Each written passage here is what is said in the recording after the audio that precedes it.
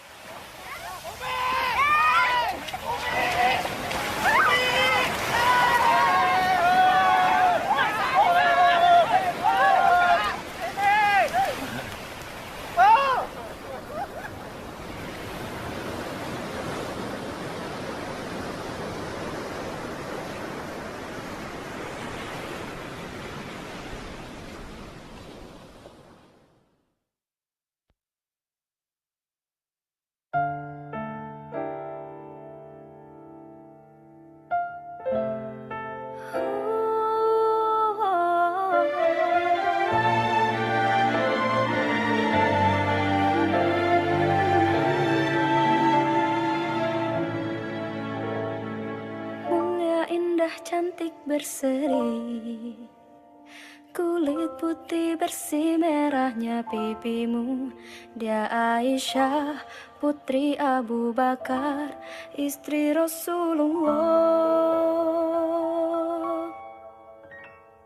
Sungguh sweet Nabi mencintamu, hingga Nabi minum di bekas bibirmu. Bila marah, Nabi kan bermanja, mencubit hidungnya. Aisyah, romantisnya cintamu dengan Nabi. Dengan baginda kau pernah main lari-lari, selalu bersama, hingga ujung nyawa kau di samping Rasulullah. Aisyah, sungguh manis oh sirah kasih cintamu, bukan persis novel mula benci jadi rindu.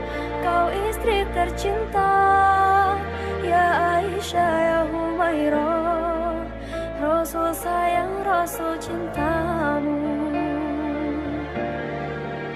Oh, sungguh sweet Nabi mencintamu, hingga lelah Nabi baring di jilbabmu. Seketika kau pula bermanja, mengikat rambutnya.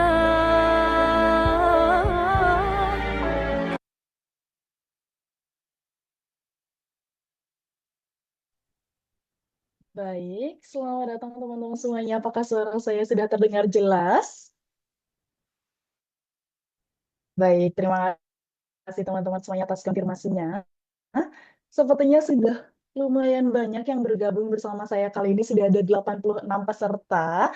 Nampaknya akan saya langsung mulai saja, karena teman-teman sepertinya sambil menunggu berbuka puasa ya. Apalagi yang teman-teman yang ada di daerah timur, mungkin sebentar lagi sudah akan masuk maghrib. Mungkin sembari menunggu teman-teman semuanya, izinkan saya untuk membacakan ketentuan yang harus teman-teman patuhi agar acara kita dapat berjalan dengan lancar.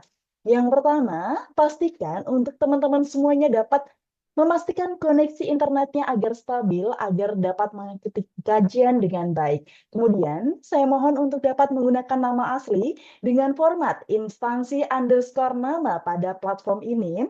Kemudian, untuk mengaktifkan mode mute saat tidak berbicara untuk menghindari gangguan suara, dan juga teman-teman bisa menyimak materi dengan baik dan menyiapkan catatan jika diperlukan. Dan tentunya nantinya akan ada sesi pertanyaan, dapat ditulis di kolom chat atau dapat teman-teman tanyakan secara langsung pada saat sesi tanya jawab. Kemudian selama rangkaian acara berlangsung, kami mohon untuk tidak menyalakan mikrofon tanpa izin agar tidak mengganggu jalannya kajian. Kemudian menghindari spam di kolom chat yang dapat mengganggu jalannya diskusi dan tidak diperkenankan untuk menyebarkan tautan atau informasi di luar topik kajian, serta kami mohon untuk tidak keluar masuk ruang kajian tanpa alasan yang jelas. Dengan memperhatikan hal-hal ini, semoga kajian kita dapat berjalan dengan lancar dan penuh keberkahan. Izinkan saya membuka dengan satu buah pantun yang spesial. Pergi ke masjid, sholat berjamaah, hati tenang, penuh ketakwaan. Ramadan datang membawa berkah, mari tingkatkan iman dan amalan. Bismillahirrahmanirrahim. Assalamualaikum warahmatullahi wabarakatuh. Alhamdulillah, segala puji bagi Allah Subhanahu wa Ta'ala yang telah memberikan kita nikmat iman dan Islam sehingga kita dapat hadir dalam kajian yang penuh dengan keberkahan ini. Salawat serta salam semoga senantiasa tercurahkan kepada junjungan kita Nabi Muhammad Sallallahu Alaihi Wasallam. Selamat datang teman-teman semuanya dalam acara Ramah Tamah, Ramadan Meraih Takwa dan Berkah yang merupakan bagian dari rangkaian acara yang diselenggarakan oleh Gema PKN STAN tahun 1446 Hijriah bersama saya Maharani Ikastianingrum dari MKN 510 Penerimaan. Dan mungkin teman-teman di sini bertanya ya, kenapa sih disebut dengan ramah tamah? Karena di sini juga kita selain mendengarkan kajian, tapi juga akan membangun suasana hangat dan penuh kebersamaan. Dan tentunya saling berbagi ilmu, sekalipun teman-teman semuanya mungkin sudah hampir semuanya di kampung halaman ya, tapi tentunya tetap saja semangat belajar dan juga mendekatkan diri kepada Allah harusnya tetap sama. Dan Ramadan yang sangat mulia ini dapat menjadi bulan yang penuh berkah, di mana kita akan berusaha untuk meraih iman dan juga memperbaiki diri. Jadi semoga kita bisa menjadikan acara ini sebagai ajang untuk merenung, belajar, dan tentu saja mendapatkan bekal untuk menjalani hidup dengan lebih tenang dan tentunya terarah. Dan tema ramah tamah kali ini sangat spesial yang nantinya akan diulik bersama Ustadz yang sangat spesial pula, dimoderatori dengan orang yang spesial pula, yaitu dari overthinking ke visionary thinking, menata pikiran, merancang masa depan. Semoga dengan kajian ini dapat menjadi wasilah untuk semakin mendekatkan diri kepada Allah Subhanahu wa Ta'ala. Dan tentunya teman-teman semuanya, sebagai bentuk apresiasi, nantinya akan ada pengumuman peserta terbaik. Jadi, saya mohon untuk teman-teman semuanya tetap semangat dalam mengikuti kajian ini hingga selesai ya. Dan siapa tahu namamu yang akan diumumkan di grup nanti. Dan juga saya mohon untuk teman-teman semuanya dapat melakukan screenshot diri karena nanti di akhir sesi kita akan ada presensi. Selanjutnya, untuk menambah keberkahan acara ini, marilah kita dengarkan lantunan ayat suci Al-Quran yang akan dibacakan oleh Saudara Abril Utabi Hidyam Sofwana dari kelas MAP 34 kepada Saudara Abril Utabi. Saya persilahkan.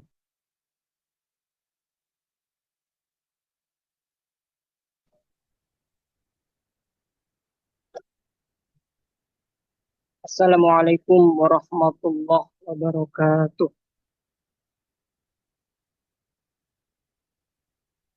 A'udzu billahi minasy syaithanir rajim. Bismillahirrahmanirrahim.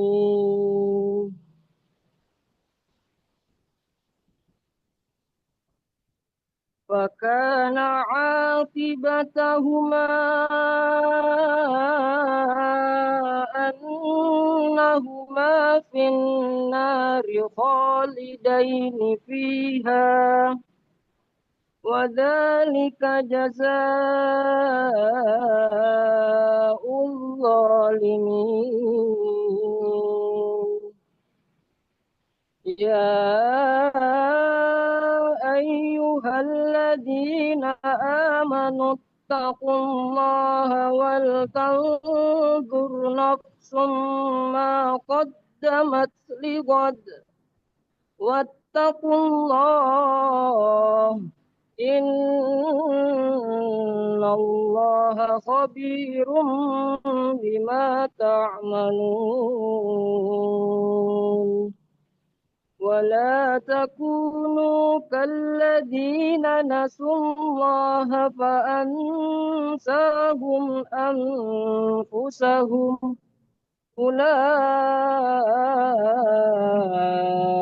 هم الفاسقون لا يستوي أصحاب النار وأصحاب الجنة أصحاب الجنة هم الفائزون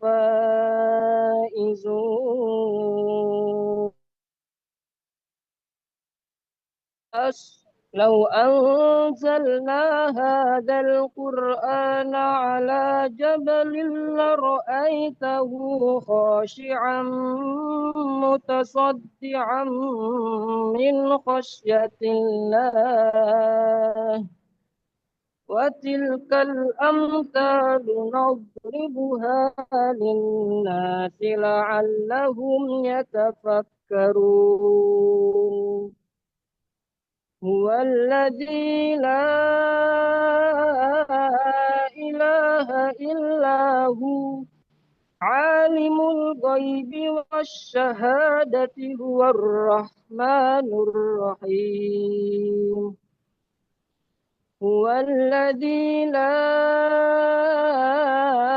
إله إلا هو الملك القدوس السلام المؤمن المهيمن العزيز الجبار المتكبر سبحان الله عما يشركون هو الله الخالق البارئ المصور له الأسماء الحسنى يسبح له ما في السماوات والأرض وهو العزيز الحكيم صدق الله العظيم.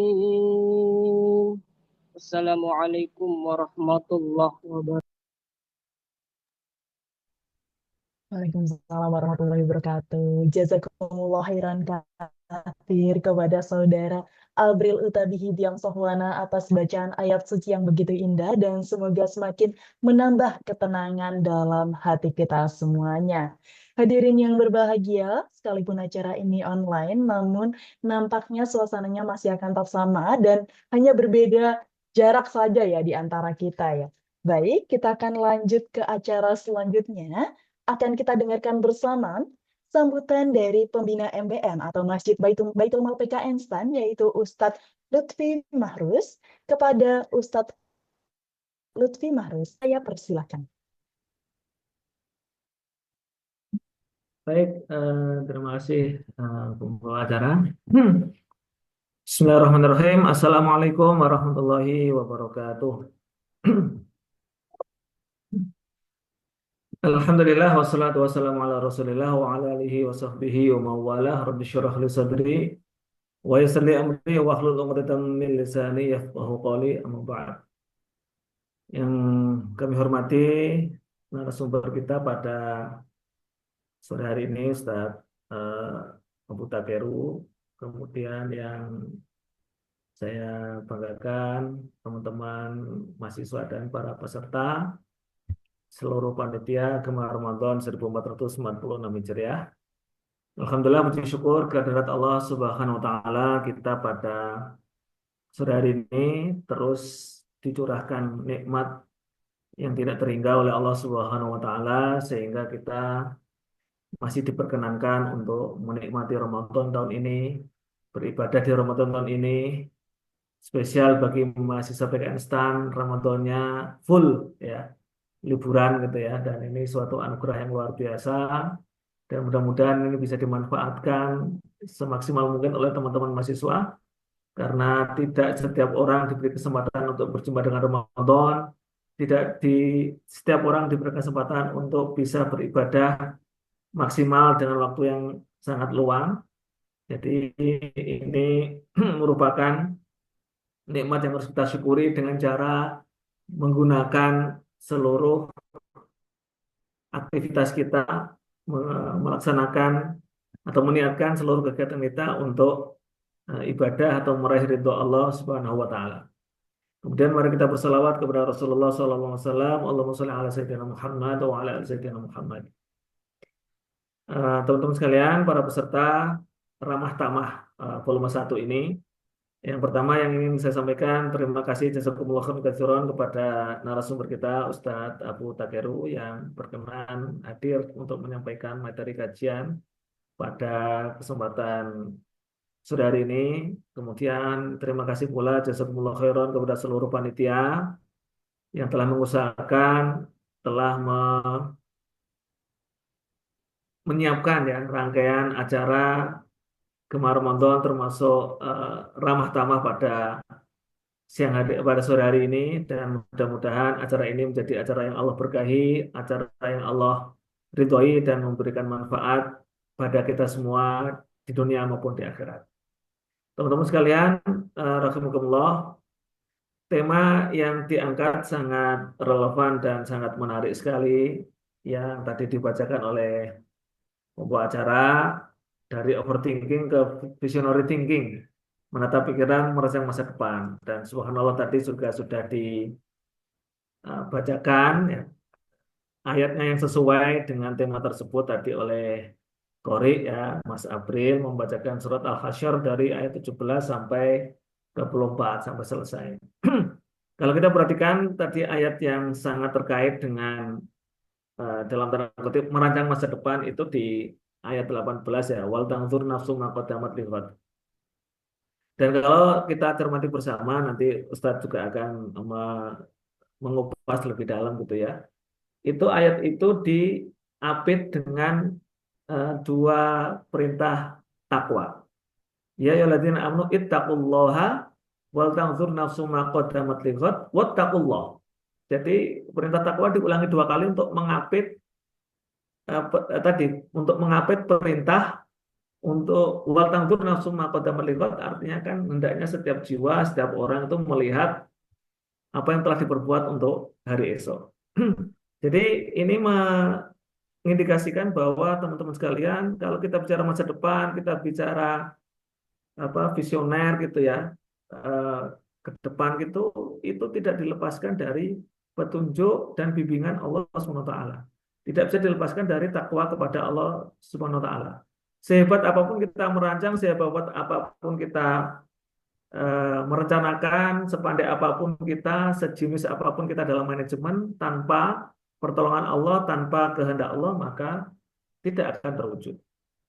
Jadi yang paling penting tadi bagaimana kita terus meningkatkan ketakwaan kita, dan ini momen yang paling tepat di bulan Ramadan ini, dan dengan berbagai macam kegiatan di acara Gemar Ramadan, mudah-mudahan semangat takwa kita semakin meningkat, dan tadi kita tidak lepas untuk terus mendekat kepada Allah. Takwa intinya bagaimana kita selalu menjaga agar hak Allah selalu kita penuhi, kewajiban, perintah-perintahnya kita laksanakan, larangannya kita tinggalkan, dan itu insya Allah akan membuat kita menjadi lebih tenang dalam menjalani masa kini ya, dan masa depan. Jadi kita tidak perlu overthinking lagi karena Allah selalu bersama kita, karena kita selalu dekat dengan Allah. Nah, itu kuncinya. Jadi mudah-mudahan nanti sekali lagi materi yang disampaikan oleh Ustadz Abu Takeru bisa diikuti dengan baik, difahami, diserapi, dan yang paling penting diamalkan. Nanti kalau ada tanya jawab silakan dimaksimalkan. Dan saya mohon maaf, mohon izin juga untuk Ustadz Abu Takeru tidak dapat mengikuti sampai selesai. Yang jelas selamat mengikuti Ramah Tamah ya, kajian Ramah Tamah pada sore hari ini. Semoga bisa mengambil manfaat yang banyak dan bisa istilahnya menjadi pemicu kita untuk terus meningkatkan kedekatan kita kepada Allah sehingga apapun kondisinya kita tidak perlu cemas, gelisah, sedih karena semuanya sudah Allah tentukan dan Allah Maha tahu yang terbaik bagi diri kita.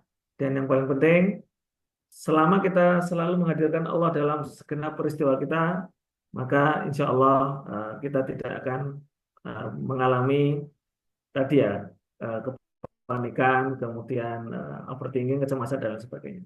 Demikian yang dapat saya sampaikan. Sekali lagi terima kasih kepada seluruh panitia, kepada para peserta dan khususnya kepada Ustadz Abu Takeru.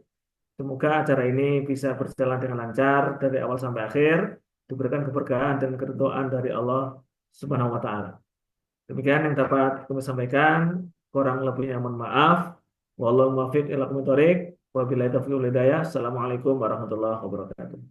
Waalaikumsalam warahmatullahi wabarakatuh. Waalaikumsalam warahmatullahi wabarakatuh. Luar biasa sekali mengurangi kecemasan dan juga tetap menjaga ketenangan itu adalah kunci untuk menghindari yang namanya overthinking. Terima kasih pada Ustadz Lutfi Mahrus atas sambutan yang sangat luar biasa dan semoga acara ini akan berjalan dengan lancar dan memberikan manfaat bagi kita semua.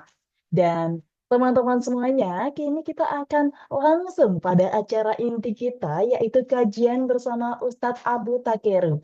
Dan pada kesempatan kali ini akan dimoderatori langsung oleh Kak Dinda Desvi Anjani dari kelas 5 penerimaan 9. Namun sebelum itu, saya izin menyampaikan bahwa Kak Dinda ini sangat aktif di PKN STAN, teman-teman semuanya. Karena saat ini beliau menjadi staf PSDM di BEM PKN STAN tahun 2025. Selain itu, beliau juga menjadi Kadif PR PKN STAN Informatics Club tahun 2025, kemudian juga aktif di SVC PKN STAN, dan juga pernah menjuarai, yaitu juara 1 Lomba Konten Reels Challenge STAN Capital Market Fair 2025. Baik, langsung saja saya akan panggil Kak Dinda. Halo Kak Dinda. Oke, halo Kak Iko. Baik, terima kasih ya kepada Kak Iko selaku MC kita hari ini. Oke, langsung saja. Oke, makasih atas kesempatan yang telah diberikan oleh Kak Iko. Oke, Assalamualaikum warahmatullahi wabarakatuh. Waalaikumsalam warahmatullahi wabarakatuh. Baik, hadirin sekalian, senang sekali saya Dinda Desvi Anjani dari kelas 5 penerimaan 9 selaku moderator menyambut teman-teman semua yang hadir pada hari ini. Oke, bagaimana kabarnya? Semoga pada sehat dan bahagia ya, Alhamdulillah. Mari kita bersyukur di tengah segala aktivitas kita, khususnya di bulan Ramadan yang penuh berkah ini, kita masih diberikan kesehatan, kekuatan untuk dapat berkumpul pada acara kajian ramah tamah kita pada sore hari ini. Oke, jadi teman-teman, topik yang akan kita bahas pada kajian hari ini tuh benar-benar menarik banget. Seperti yang udah dikatakan oleh Pak Lutfi tadi, topik hari ini tuh sangat-sangat relate dengan kehidupan mahasiswa dan Gen Z pada era sekarang ini. Yang dimana topiknya itu adalah dari overthinking ke visionary thinking. Menata pikiran, merancang masa depan. Nah, cocok banget kan buat teman-teman nih, buat kita, para mahasiswa tuh yang mungkin hobinya tuh mikir gitu. Dan rasa-rasanya tuh agak-agak, gimana ya, agak-agak ragu gitu dengan realita dan juga masa depan kita gitu. Karena kira-kira takut tuh, gak sesuai dengan ekspektasi dengan orang-orang sekitar ataupun ekspektasi orang tua yang mungkin katanya setinggi harapan orang tua gitu-gitu. Atau mungkin juga takut tertinggal nih, atau alias FOMO gitu dengan teman-teman yang sekiranya jauh lebih sukses. Nah, dari itu, untuk menjawab rasa kekhawatiran tersebut, kita akan melakukan diskusi nih bersama narasumber kita yang luar biasa, yang telah hadir bersama kita pada sore hari ini. Nah, beliau adalah seorang trainer muda, founder dan penasihat Paradise Drive, dan pengelola channel YouTube yang merupakan lulusan dari East Preston Islamic College, Melbourne, Victoria, Australia, dan Ma'had Al-Imarat, Bandung. Nah, beliau juga berpengalaman sebagai peer helper anti-drugs Melbourne, Victoria, Australia, pengajar tajwid di Turki, dan juga founder of official Paradise Driver. Selain itu, beliau ini juga merupakan sosok yang dengan prestasi luar biasa nih teman-teman. Yaitu beliau merupakan juara 1 tahfiz Quran antar SMA Kota Bandung, juara 3 Fahmil Quran antar SMA seprovinsi Jawa Barat, dan juga seorang murid teladan East Preston Islamic College Australia. Nah, keren banget kan nih CV-nya teman-teman. Nah, oleh karena itu, hadirin sekalian, mari kita sambut narasumber kita yang luar biasa pada sore hari ini, yaitu Ustadz Rizal Abu Takeru. Selamat sore, Ustadz. Ya, selamat sore. Alhamdulillah. Selamat datang dan selamat bergabung ya pada ruangan Zoom meeting kita pada sore hari ini. Alhamdulillah. Makasih ya Teh udah nyambut. Ini ngomong-ngomong semester berapa ya Teh? Kalau boleh tahu Teh Dinda dan lain-lain. Saya dan MC tadi semester 5, Ustadz. Waktu tahun lalu saya ke sana ada Teteh? Atau jangan-jangan cabut? Ada ya? Ada, tapi sebagai panitia biasa, bukan moderator. Oh gitu, siap-siap. Ya. Sekarang jadi peserta atau panitia atau apa ini? Ini moderator. Oh, maksudnya yang lain-lain yang Ya. seangkatan itu peserta ya? Yang lain-lain jadi peserta, ada juga yang jadi panitia. Oh, siap-siap. Alhamdulillah. Siap. Ya, senangnya bisa ketemu. Ini ngomong-ngomong yang jadi pesertanya berarti ada yang angkatan baru ya? Atau dominannya malah yang baru? Ada yang Mungkin semester 1, semester 2, semester 1, semester 3 gitu. Oke, siap. Oke, alhamdulillah. Ya. Baik. Oke, kita lanjut saja. Hadirin sekalian, untuk sesi pertama, materi akan disampaikan langsung oleh narasumber dan akan dilanjutkan dengan sesi tanya jawab dengan serta. Oke, baik. Siapkan fokus terbaik Anda kepada Ustadz Rizal Abu Takeru. Kami persilakan. Baik semuanya, terima kasih. Assalamualaikum warahmatullahi wabarakatuh. Waalaikumsalam warahmatullahi wabarakatuh. Suara jelas moderator ini? Jelas kan ya? Insya Allah ya. Jelas Ustadz suaranya. Ya. Bismillahirrahmanirrahim. Wassalatu wassalam ala Rasulillah. Innal hamdalillahi nahmaduhu wa nasta'inuhu wa nastaghfiruh wa na'udzu billahi min syururi anfusina wa min sayyiati a'malina. May yahdihillahu fala mudilla lah. Saya akan ulang opening ini teman-teman karena saya masih ingat banget ketika awal ngikutin ceramah di Australia, awal-awal di mana saya hijrah itu saya sering di open dengan kajian dengan opening seperti ini, dan setiap kali satu kalimat guru saya langsung terjemahin dan itu enak banget ya. Saya ulang, izin. Innal hamdalillahi nahmaduhu wa nasta'inuhu wa nastaghfiruh. Sungguh segala puja dan puji hanya milik Allah. Kita puji Dia, kita mohon pertolongan dan ampunannya. Wa na'udzu billahi min syururi anfusina wa min sayyiati a'malina. Kita mohon perlindungan kepada Allah dari keburukan diri kita dan keburukan amal perbuatan kita. May yahdihillahu fala mudhillalah. Barang siapa yang Allah beri hidayah, tak akan ada seorang pun yang bisa menyesatkan. Wa may yudlil fala hadiyalah. Dan barang siapa yang Allah sesatkan, tak akan ada seorang pun yang bisa memberi petunjuk. Asyhadu an la ilaha illallah. Aku bersaksi tiada Tuhan yang berhak disembah dengan benar kecuali Allah. Wa asyhadu anna Muhammadan abduhu wa rasuluh. Dan aku pun bersaksi bahwasanya Muhammad adalah hamba dan rasulnya. Amma ba'du. Allahumma shalli wa sallim ala Muhammad wa ala ali Muhammad. Ya teman-teman, mungkin di satu sisi saya senang, tapi ada juga poin yang disayangkan ya kita nggak bisa ketemu langsung. Karena ingat tahun lalu tuh pas ketemu kalian tuh antusias banget anak-anak yang semester yang mungkin sekarang udah semester 3 atau 5 ya. Sedangkan kalian yang semester 1 berarti kan baru. Dan saya bisa ketemu kalian walaupun secara online. Perkenalkan, nama asli saya Rizal Fadli Nur Hadi. Adapun disebut Abu Takeru kenapa? Mungkin ada yang nanya ini ustadznya wibu apa gitu ya. Ada Jepang-Jepangnya gitu. Abu Takeru tuh, Takeru nama anak saya ya. Abu artinya ayah, Takeru tuh nama anak saya. Jadi Abu Takeru ayahnya Takeru. Itu simpelnya sih. Saya nggak mau perkenalan terlalu panjang karena saya ingin nyampain materi ini dan ini cukup panjang ya. Capek juga nih, udah asar menjelang buka udah kering tenggorokan, tapi dikasih waktunya 80 menit buat ceramah, belum tanya jawab. Gak apa-apa deh, kita maksimalin. Semoga saya nggak pingsan di tengah jalan ya. Kalau saya pingsan tolong tanggung jawab, oke ya. Oke teman-teman, nah kita akan ngebahas tentang masalah overthinking.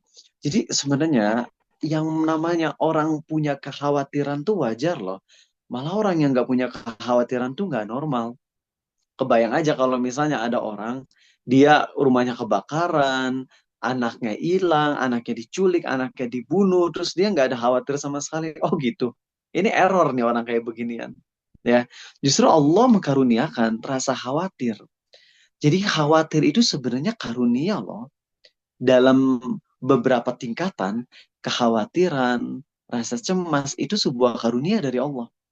Yang mana kalau orang nggak punya rasa cemas, orang nggak punya rasa khawatir, dia nggak bakalan antisipasi nantinya. Dia nggak bakalan ada usaha. Jadi kalau kalian mau bahas dalam Islam, semua rasa di hati kita, itu tuh semuanya ada manfaatnya. Rasa cinta, takut, harap, cemas, khawatir. Pokoknya semuanya tuh ada manfaatnya selama porsinya tepat. Selama porsinya tepat dan disikapi dengan tepat. Kalau yang sampai berlebihan, overthinking yang sampai benar-benar over, itu bahaya. Nantinya bisa nyiksa kita. Tapi kalau masih dalam tahapan-tahapan yang normal, itu tuh ngedorong kita, ngeboost kita untuk semakin baik insya Allah. Nah, karena biasanya kalau ngomong overthinking, itu pembahasan kita tuh tentang masalah kerja mulu, teman-teman. Iya nggak sih? Kerja, prestasi, kemudian keluarga. Pokoknya yang kita pikirin itu masalah dunia mulu. Mungkin ada yang berargumentasi. Tapi Ustadz, bukankah sebagai orang muslim tuh harus megang dunia? Bukankah dulu sahabat Nabi SAW dunia digenggam? Iya, dunia digenggam. Tapi dunia nggak ada di hati. Jadi mereka dunia megang. Bayangin teman-teman. Pas perang melawan Romawi dan menang, itu ghanimahnya 12.500 ton emas. Sekali lagi saya ulang, 12.500 ton emas atau sama dengan 12.500.000 kilogram emas atau sama dengan 12.500.000.000 gram emas. Kebayang? Kayaknya para sahabat. Tapi mereka dunianya nggak di hati gitu loh. Itu yang bikin enak. Karena teman-teman kalau dunia udah di hati, gak ada yang enak dalam hidup ini. Sekali lagi saya ulang, kalau dunia udah di hati, gak ada yang enak di hati ini. Gak ada yang enak dalam hidup ini kalau dunia udah di hati. Tapi kalau dunia di tangan, akhirat di hati, Allah bikin enak, tentram, hidup tuh lurus-lurus aja dan mantap. Saya akan memulai ini dengan kisah yang kalian anak-anak semester 3 dan 5 udah ngedenger. Jadi mohon maaf kalau misalnya ada pengulangan. Tapi kayaknya walaupun diulang juga jangankan setelah 1 tahun ya. Bulan lalu aja saya ngasih materi paling kalian udah pada lupa ya nggak sih? Jadi kalau bisa ini kita nggak ketemuan udah 1 tahun. Jadi ya kayaknya refresh ini nggak apa-apa, nggak ada masalah. Saya ingin berhubung ini direkam, jadi kalau tahun lalu sih saya ngomongnya frontal. Saya nyebut siapa orangnya. Dan saya ngasih tahu kenapa saya gibah, emang diperbolehkan gibah dalam beberapa kondisi. Tapi karena sekarang direkam, demi menjaga aib dia, jadi saya nggak akan nyebut siapa orangnya. Tapi kalian yang semester 3 dan 5 pasti udah tahu kok yang tahun lalu ngedengerin ceramah saya. Saya punya kenalan. Seseorang yang dekat dengan saya. Saya nggak mau bilang itu family atau bukan, yang jelas nih orang dekat sama saya. Teman-teman, dia tuh orangnya cerdas dari kecil. Kritis. Otaknya jalan deh. Keren. Dan dia cukup paham agama. Karena dia tinggal di lingkungan yang dekat dengan pesantren. Nah, apa yang terjadi teman-teman? Nggak ada yang nyangka. Ketika orang tersebut pergi ke luar negeri, kemudian sekolah di sana, iman itu semakin lama semakin luntur. Memang sih nggak bisa digeneralisasi ya. Banyak orang-orang yang justru dapat hidayah ketika di negeri yang non-muslim. Kayak saya. Saya dulu jauh dari Islam pas di Indonesia. Giliran di Australia dapat hidayah, taubat. Tapi nggak semua. Justru kebanyakan bisa jadi ketika emang nggak bisa ngejaga iman, dia nggak ngejaga pergaulan, yang ada adalah makin buruk. Ini orang, teman-teman. Dia pergi ke luar negeri, kemudian di sana sekitar 3-4 tahunan, itu pas pulang lagi ke Indonesia, imannya udah luntur. Bahkan dia murtad, teman-teman. Dia jadi agnostik. Tahu agnostik kan? Kalau ateis kan nggak percaya adanya Tuhan. Kalau agnostik tuh percaya adanya Tuhan, tapi nggak mau milih agama apapun, dan dia nggak peduli mau Tuhan ada atau enggak. Yang jelas gue mau hidup sesuai dengan jalan hidup gue. Gue nggak mau diatur. Gue nggak mau diatur. Akhirnya dia sampai berani, teman-teman, nginjak dan ngencingin Al-Quran. Allahu Akbar. Dan ketika dia nginjak dan ngencingin Al-Quran, kan kami nanya gitu, kok berani-beraninya kamu nginjak ngencingin Al-Quran? Jawabannya begitu simpel. Dia bilang, Allahu Akbar. Allah tuh maha besar. Jadi kalau agnostik tuh percaya adanya Tuhan. Beda sama ateis yang nggak percaya adanya Tuhan. Kalau agnostik tuh percaya adanya Tuhan. Ya, cuman malas ibadah dan nggak peduli amat gitu. Memang ada beberapa tipe agnostik. Ada yang percaya adanya Tuhan. Ada yang ya mau percaya nggak percaya sama aja dah, nggak peduli amat. Tapi dia termasuk yang percaya Tuhan. Bayangin, dia percaya Tuhannya Allah dan dia nginjak dan ngencingin Al-Quran. Kayaknya kalian yang ketawa-ketawa kayaknya punya temen yang kayak gitu ya nggak sih? Kayaknya sih, saya husnuzon, suuzon saya. Itu teman-teman, dia berani nginjak Quran dan dia bilang apa? Allah tuh maha besar, Allahu Akbar. Allah maha besar, saya maha kecil. Buat apa Tuhan yang maha besar dan maha penyayang peduliin saya yang maha kecil ini? Buat apa? Dan akhirnya teman-teman, dia setelah murtad, apa yang terjadi? Dia hidupnya lancar. Gajinya tuh 2 digit. Di usia 20 tahun, gaji udah 2 digit. Coba kebayang. Kan keren tuh. Kita nih kan ngejarnya gitu. Kita punya target gaji tuh minimal belasan juta. Atau ya puluhan juta deh. Karena kita udah kebayang kalau gaji puluhan juta, hidup kita enak. Ya nggak sih? Ya coba aja sekarang, kalau kalian list overthinking kalian tuh rata-rata apa sih? Gaji, kesuksesan, dan hal-hal yang sifatnya duniawi. Jujur aja, nggak apa-apa kita jujur, karena kan di sini kita belajar untuk saling membenahi diri, kita belajar untuk memperbaiki diri. Dan itulah rata-rata yang terjadi di antara kita, para pemuda. Kalau udah overthinking, kalau udah mikirin masa depan, yang kita pikirin tuh hal-hal duniawi. Jangan dulu salah paham ya, nanti mungkin kalian ngira, kok Ustadz kayak benci banget sama duniawi sih? Kok Ustadz kayak nggak memotivasi kita untuk sukses duniawi? Tenang, nanti kita bahas. Saya ingin ngerubah mindset dulu aja sekarang. Yaitu kalau kalian overthinkingnya tentang permasalahan duniawi, nih contohnya nih orang ini. Dia setelah murtad dari Islam, dia tuh hidupnya jadi enak. Dia jadi bebas. Kan kalau jadi orang Islam nggak enak ya, banyak aturan. Kita nggak boleh makan babi, kita nggak boleh riba, kita nggak boleh ngambil harta orang lain dengan cara yang nggak benar, kita nggak boleh malak, kita nggak boleh ngambil harta orang lain kecuali dengan jalur jual beli jasa atau jual beli barang. Kalau kita malak, itu haram uangnya. Kita nggak boleh zina, kita nggak boleh pacaran, kita nggak boleh minum miras, kita nggak boleh makan narkoba. Banyak banget jadi orang Islam, ribet lah kata mereka. Ribet banget sih jadi orang Islam, banyak aturan. Dan itu yang terjadi sama dia. Salah satu pendorong dia buat murtad tuh karena nggak enak jadi orang Islam tuh terlalu banyak aturan. Nah, guess what? Apa yang terjadi teman-teman? Setelah dia murtad, enak banget hidupnya. Ada yang tahu nggak di sini? Coba balas di kolom komentar. Apa istilahnya? Orang yang maksiat mulu, tapi sama Allah malah dikasih nikmat dunia, makin sukses. Apa coba istilahnya? Ada yang bisa jawab? Di kolom chat aja, so.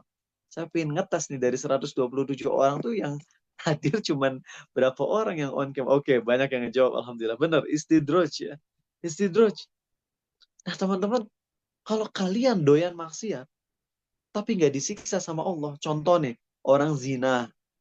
Udah gonta-ganti pacar dan zina ratusan kali.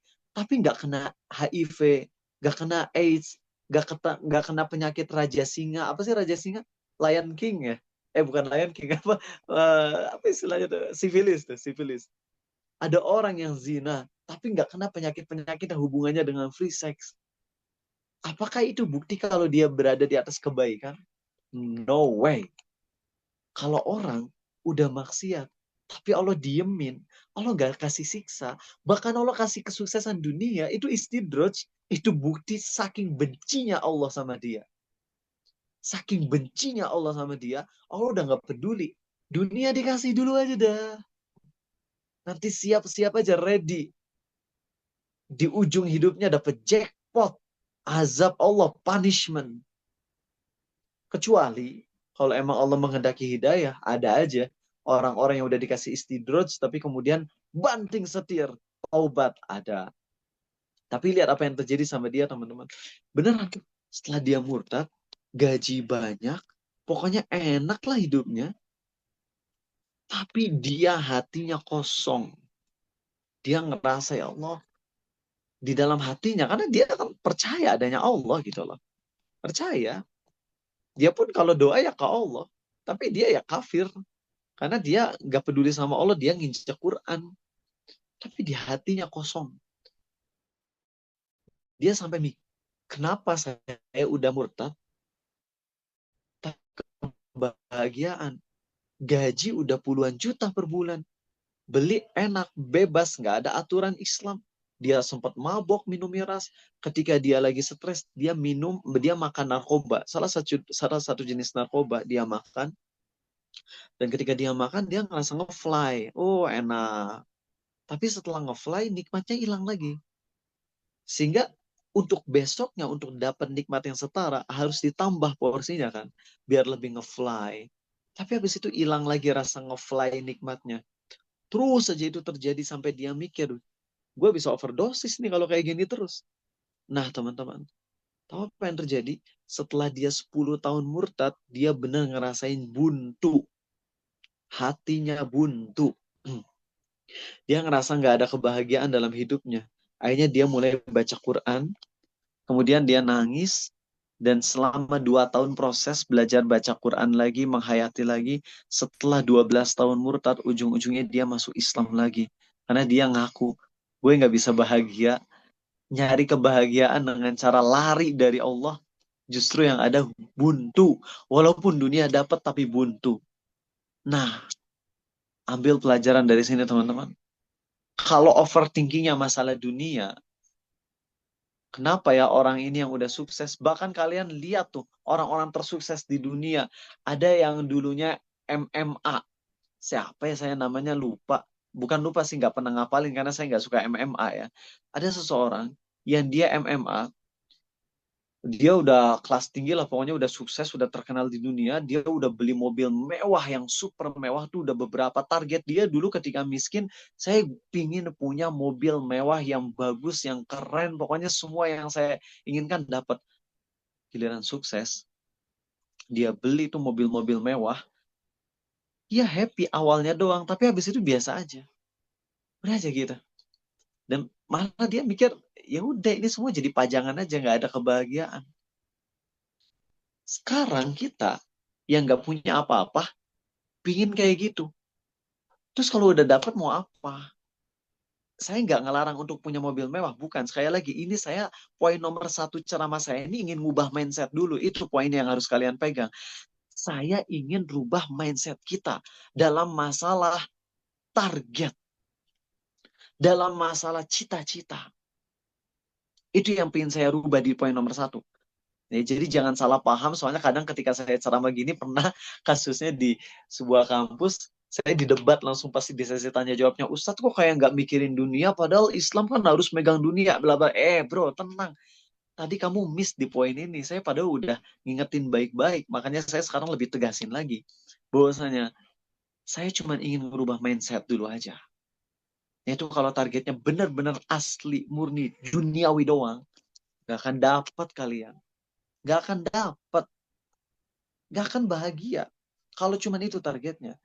Dan dia alhamdulillah di tahun 2019 tuh masuk Islam lagi. Karena ngerasa ya hidup walaupun udah dapat semuanya tetap aja nih nggak bahagia saya. Itu poin nomor 1. Sekarang kisah nomor 2. Tapi kayaknya kisah nomor 2 nggak usah saya sampaikan deh. Karena ini lebih cocoknya kalau saya sampaikan secara offline. Nah, tapi yang saya ingin tekankan teman-teman. Allah berjanji di dalam Al-Quran.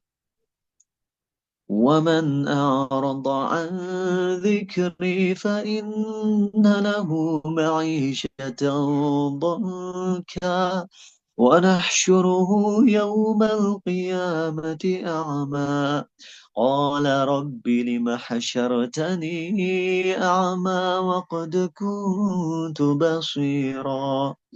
Allah berfirman, barang siapa yang berpaling dari taat kepada Allah, dia nggak mau taat, dia doyan maksiat, dia nggak peduli sama Allah, maka Allah akan balas dengan apa? Dijadikan hidupnya sempit. Dan di hari kiamat akan Allah bangkitkan dalam kondisi buta. Itu punishment dari Allah untuk orang yang ngejauhin Allah. Maka overthinking yang harus pertama kali kita pegang di otak kita, di hati kita adalah, gimana kalau di akhirat saya nggak diampuni Allah? Gimana kalau di akhirat saya dipertanggungjawabkan atas semua dosa-dosa saya, sedangkan saya hidupnya tuh maksiat doang? Gimana kalau di akhirat saya dipertanyakan sholat saya, yang selama ini sholat saya masih kacau. Udah sholat 5 waktu tapi bacaan masih salah. Apalagi yang nggak sholat 5 waktu. Yang harus jadi overthinking kita adalah bagaimana ibadah puasa kita yang selama ini kita lalaikan. Bahkan teman-teman parahnya nih, bulan Ramadan, kemarin-kemarin ada yang curhat ke saya, cowok, bayangin ya, di siang hari Ramadan, dia ngelakuin apa coba? Ini serem banget. Di siang hari Ramadan, kalau kalian yang orang Sunda, pasti kenal yang namanya din. Kalau bahasa Jakartanya mokel ya kalau nggak salah ya. Itu makan di siang hari, dia di bulan Ramadan. Minum di siang hari di bulan Ramadan. Itu kan dosanya besar banget karena batal puasanya. Tapi, ini orang curhat ke saya bukan makan, bukan minum. Tahu apa? Dia ngebatalin puasa Ramadannya dengan cara zina dengan temennya. Zina. Ada yang curhatnya zina dengan pacarnya, cewek ya. Cowok ini zina sama pacarnya, cewek. Bukan pacaran, tapi zina. Zina artian real, yaitu pulpen masuk ke tutupnya. Sampai segitu. Dan ada lagi yang curhat lebih ngaco lagi. Ada cowok yang curhat ke saya batal puasa Ramadannya dengan cara apa? Zina dengan sesama cowok. Coba bayangin, Allahu Akbar, ini gimana ini? Zina dengan sesama cowok di bulan Ramadan.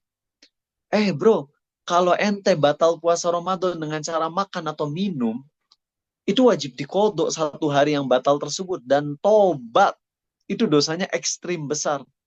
Kalaupun kita puasa seumur hidup, puasa sunnah, itu tetap gak bisa menghapus dosa ngebatalin puasa Ramadan 1 hari itu.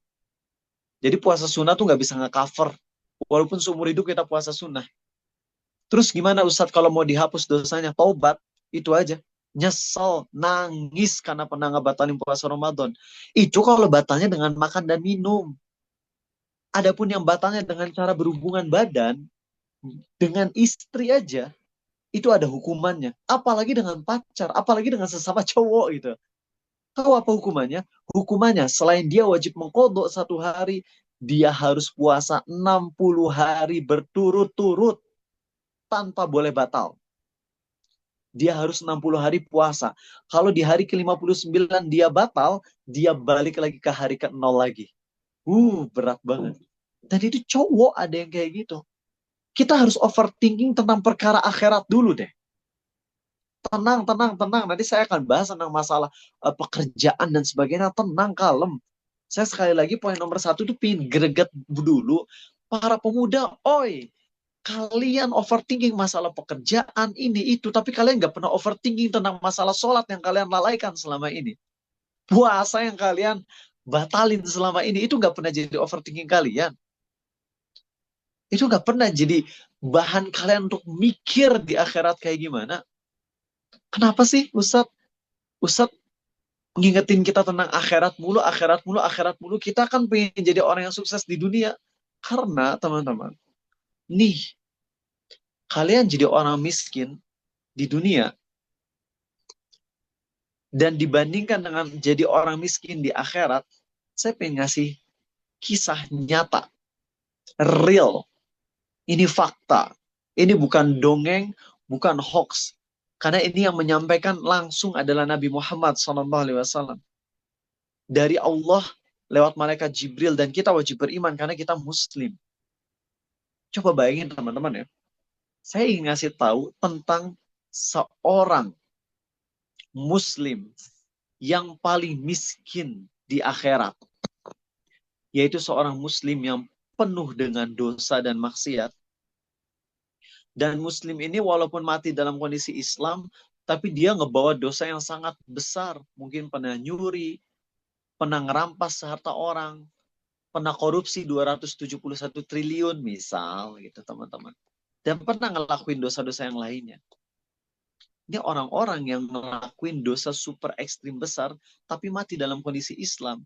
Dia akan dibakar di neraka untuk waktu yang super lama. Lama banget.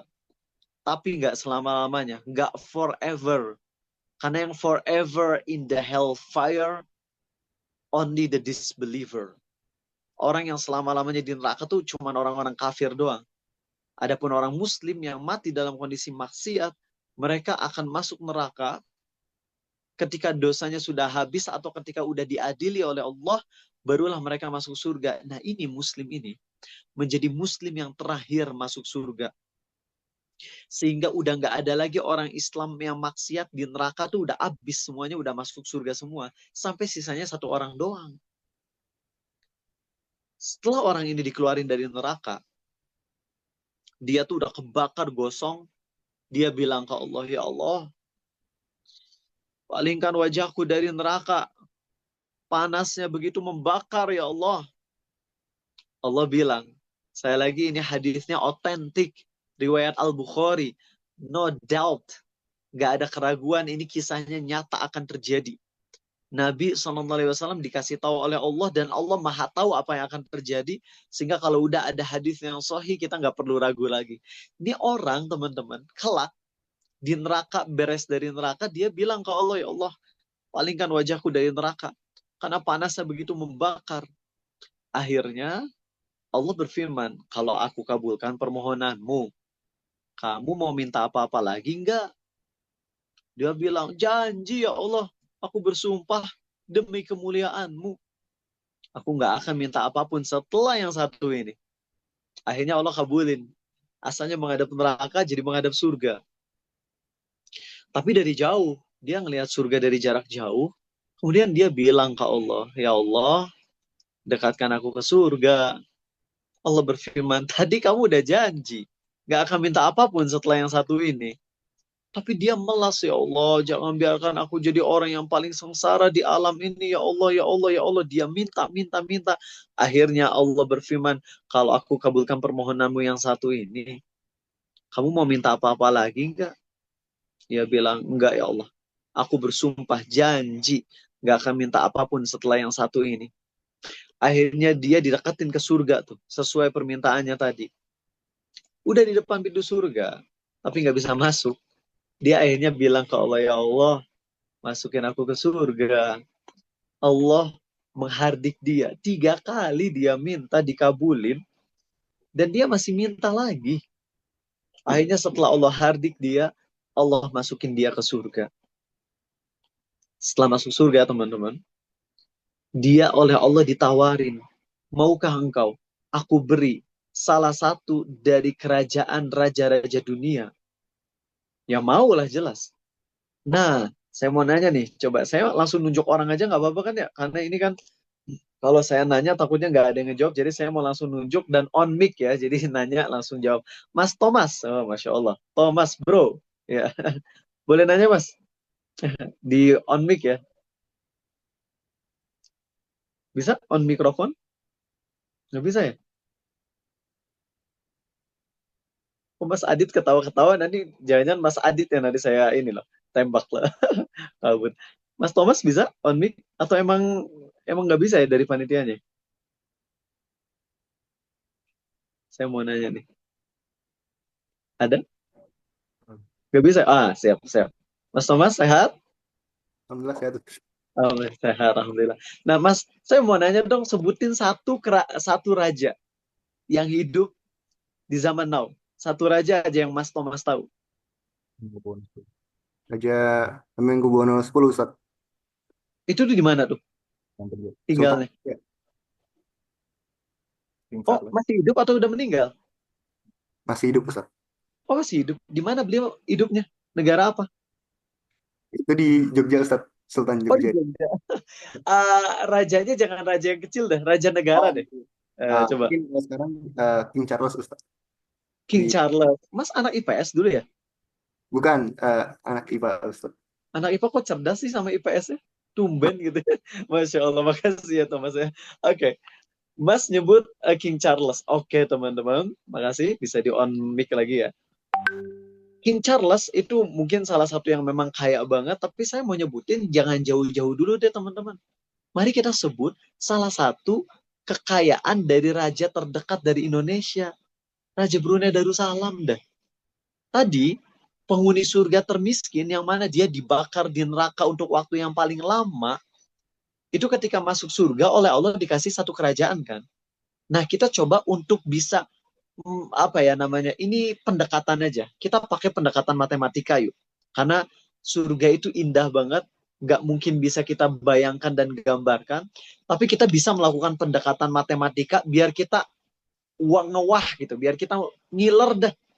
Karena kebanyakan kalau misalnya ngomong tentang surga, yang dibahas tuh bidadari surga, dan rata-rata orang-orang pembenci Islam, mereka menjadikan ini sebagai senjata untuk nyerang Islam. Orang Islam tuh ngeres ya pikirannya. Masuk surga yang dipikirin cuman itu doang. Cuman selangkangan doang kata mereka gitu. Orang-orang yang homofobia. Orang-orang yang Islamofobia ya. Padahal teman-teman. Nikmat surga tuh bukan cuma bidadari. Kita bawa kenikmatan surga dengan gambaran yang lebih elegan yuk. Gambaran yang lebih modern. Biar kalian ngerti gitu. Kalau kalian punya target surga, itu targetnya nggak kaleng-kaleng, nggak main-main. Raja Brunei Darussalam, kekayaannya 20 miliar US dollar. 20 miliar US dollar. Dan beliau punya rumah. Di dalam rumahnya ada 1.788 kamar. Wow. Beliau punya pesawat terbang Boeing 747-400 kalau nggak salah, dengan berlapiskan emas di safety belt dan juga di wastafelnya, seharga 400 juta dolar. Dia punya mobil. Ini maaf teman-teman kalau saya mobilnya ngelis. Maaf ya, saya izin ngelihat ini dulu catatannya. Mobilnya Raja Brunei Darussalam. Bentar, saya cek dulu.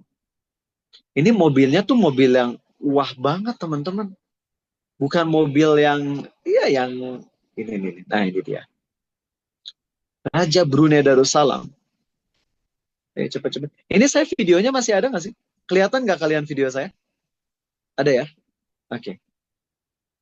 Rolls Royce 604 unit. Bradley 382 unit. Mercedes-Benz 574 unit.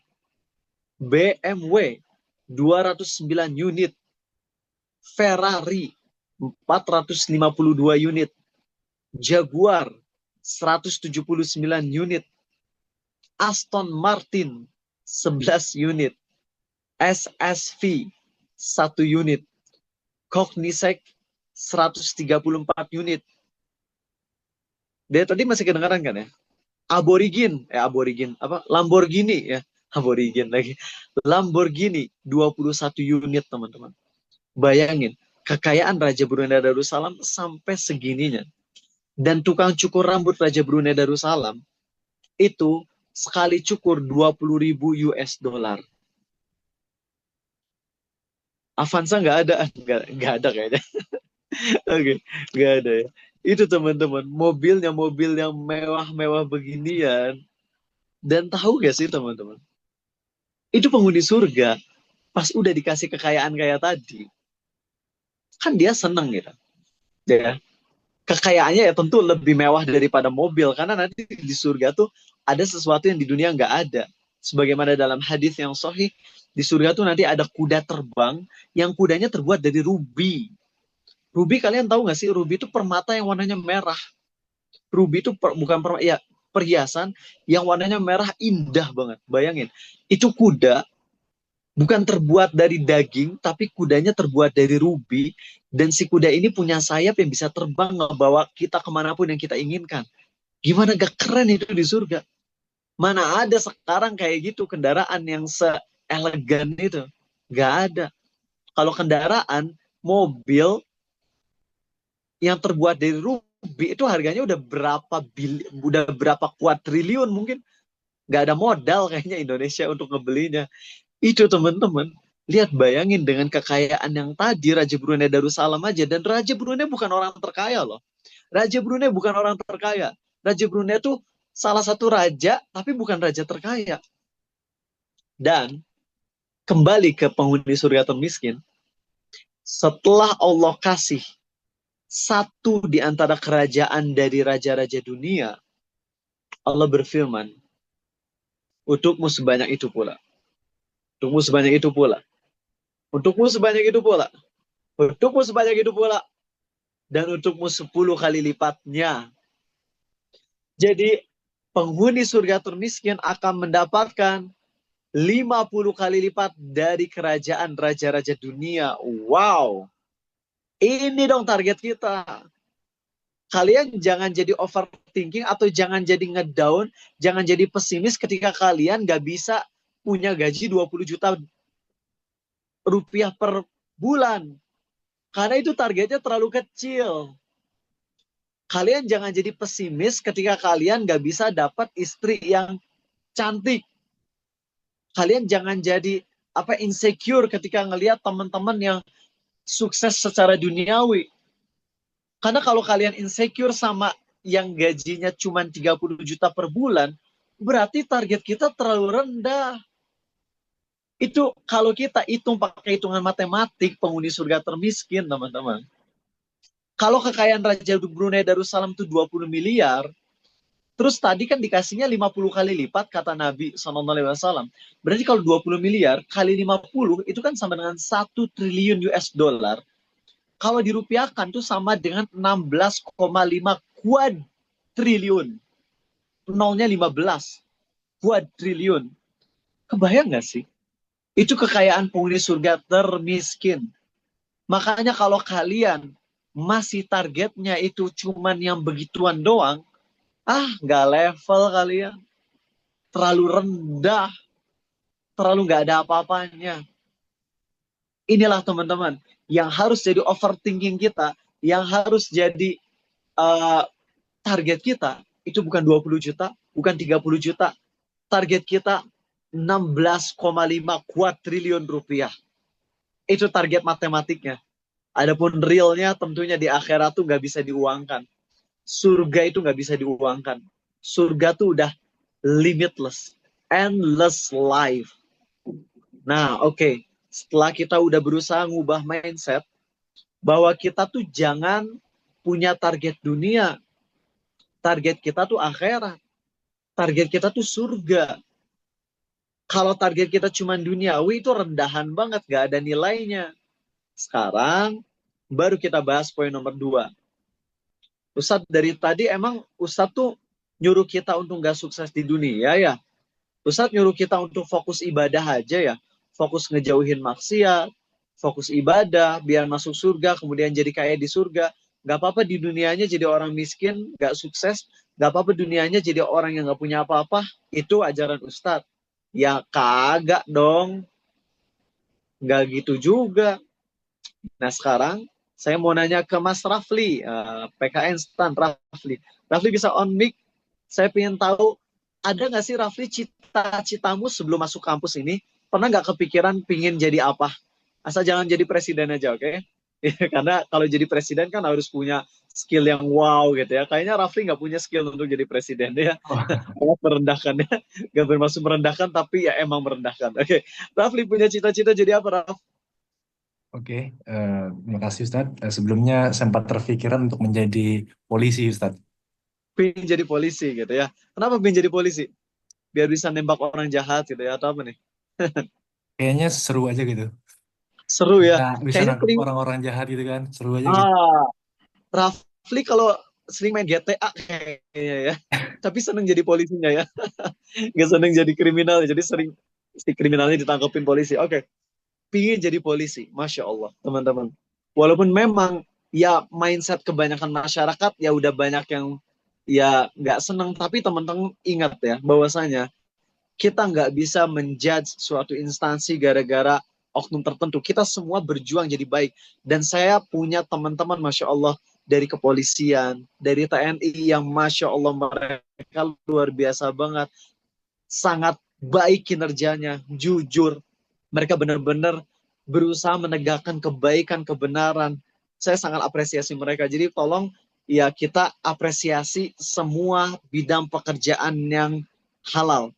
Kita harus apresiasi hal tersebut ya. Nah teman-teman, kalau misalnya kalian punya problem pribadi, ya selesaikan urusan kalian pribadi. Jangan kemudian menggeneralisasi semuanya. Nah teman-teman, ini ya, kalian punya target duniawi. Mas Rafli pengen jadi polisi. Saya cita-citanya pengen jadi koki. Mungkin Mas Thomas cita-citanya pengen jadi businessman. Mungkin Mbak Fitri cita-citanya ingin jadi dokter misalnya. Mungkin Mbak Najwa cita-citanya ingin jadi farmasis. Mungkin Mas Raffi ingin jadi pemadam kebakaran. Wow, kita semua punya cita-cita itu. Nah, poin yang kedua yang ingin saya sampaikan adalah, ketahuilah, manusia itu skill-nya beda-beda. Passion-nya beda-beda. Ability-nya beda-beda. Dan tingkatan dalam kecerdasannya beda-beda.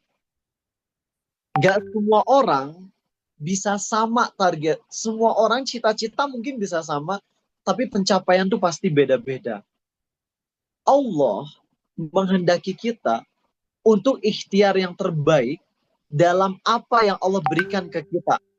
Allah berfirman, liyabluwakum fima atakum fastabiqul khairat. Allah uji kalian dengan apa-apa yang Allah kasih ke kalian. Makna umumnya, walaupun itu kalau secara tafsirnya ada yang khususnya pembahasannya, tapi kita ambil pelajaran umumnya adalah Allah ngasih kita beda-beda skill, kemampuan, kecerdasan, dan sebagainya.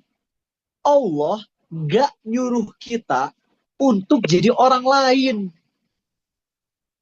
Kalian yang insecure tuh karena kalian ngebandingin diri kalian dengan orang lain, sedangkan kalian jadi diri kalian sendiri.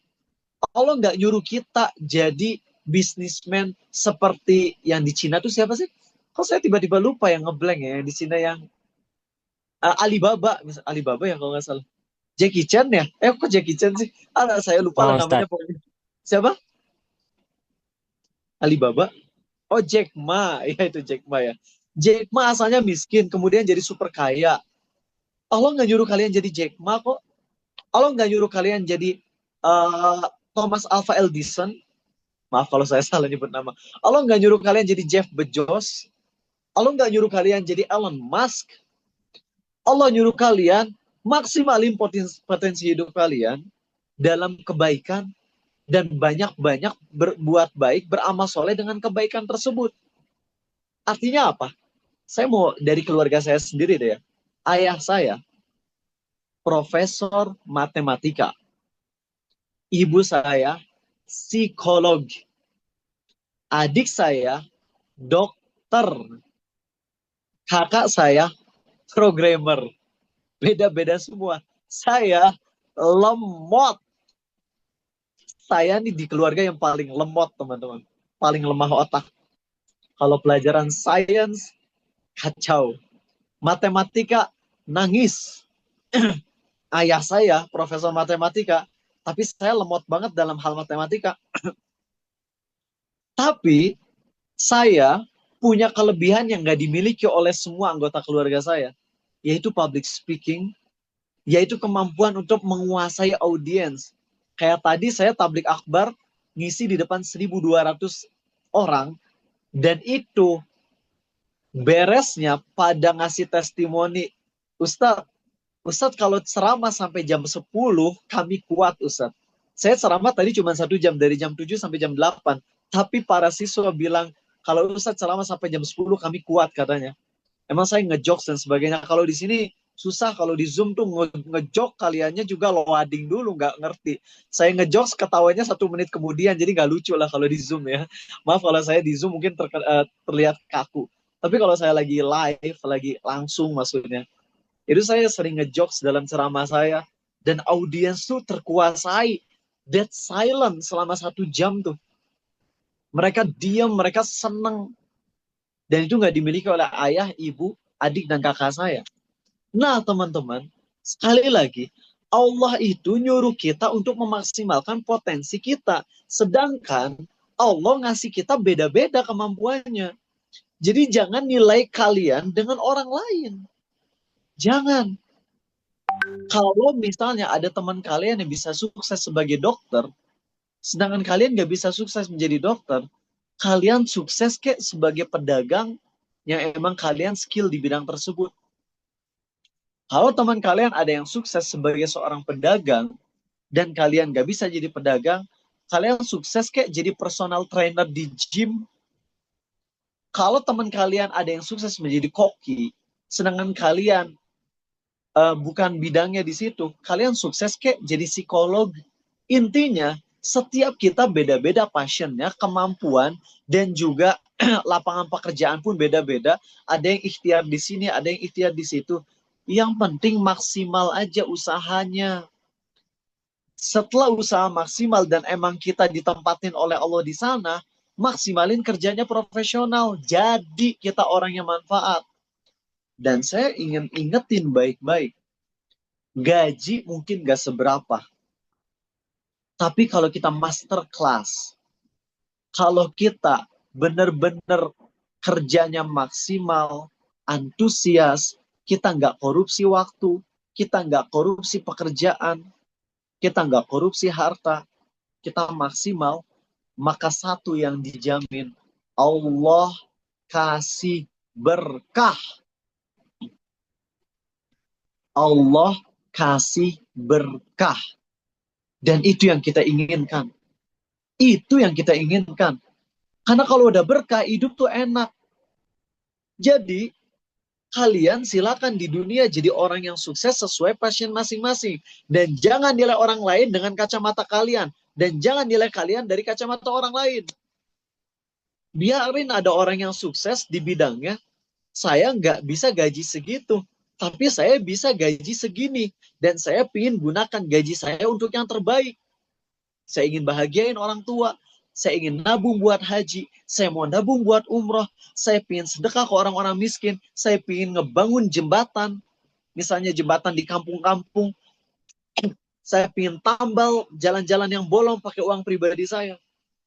Nah, dari kesuksesan kalian di bidang duniawi, yang kalian niatkan untuk kebaikan akhirat, itu baru sukses yang hakiki. Lihat orang yang tadi, ketika gaji 20 juta, tapi nggak punya arah hidup, hidupnya sempit, hatinya galau. Tapi kalian yang gajinya mungkin cuma 5 juta, 6 juta, 7 juta, tapi kalian bertakwa sama Allah. Kalian nggak mau ngambil harta orang lain dengan cara yang haram. Kalian nggak mau kerja di tempat yang haram. Kalian nggak mau malak dari orang lain. Kalian pinginnya kerja halal, jual beli dengan cara yang halal, atau jual beli jasa yang halal. Kalian emang segitu gajinya, cuma 6-7 juta per bulan dapatnya. Tapi kalian maksimalin. Dengan 7 juta ini udah dialokasikan. Untuk hidup saya dan istri dan anak, saya butuh 5 juta. 2,5 jutanya atau 2 jutanya saya mau buat apa nih? Saya pingin nabung dikit-dikit supaya saya bisa ngasih sembako ke kampung saya.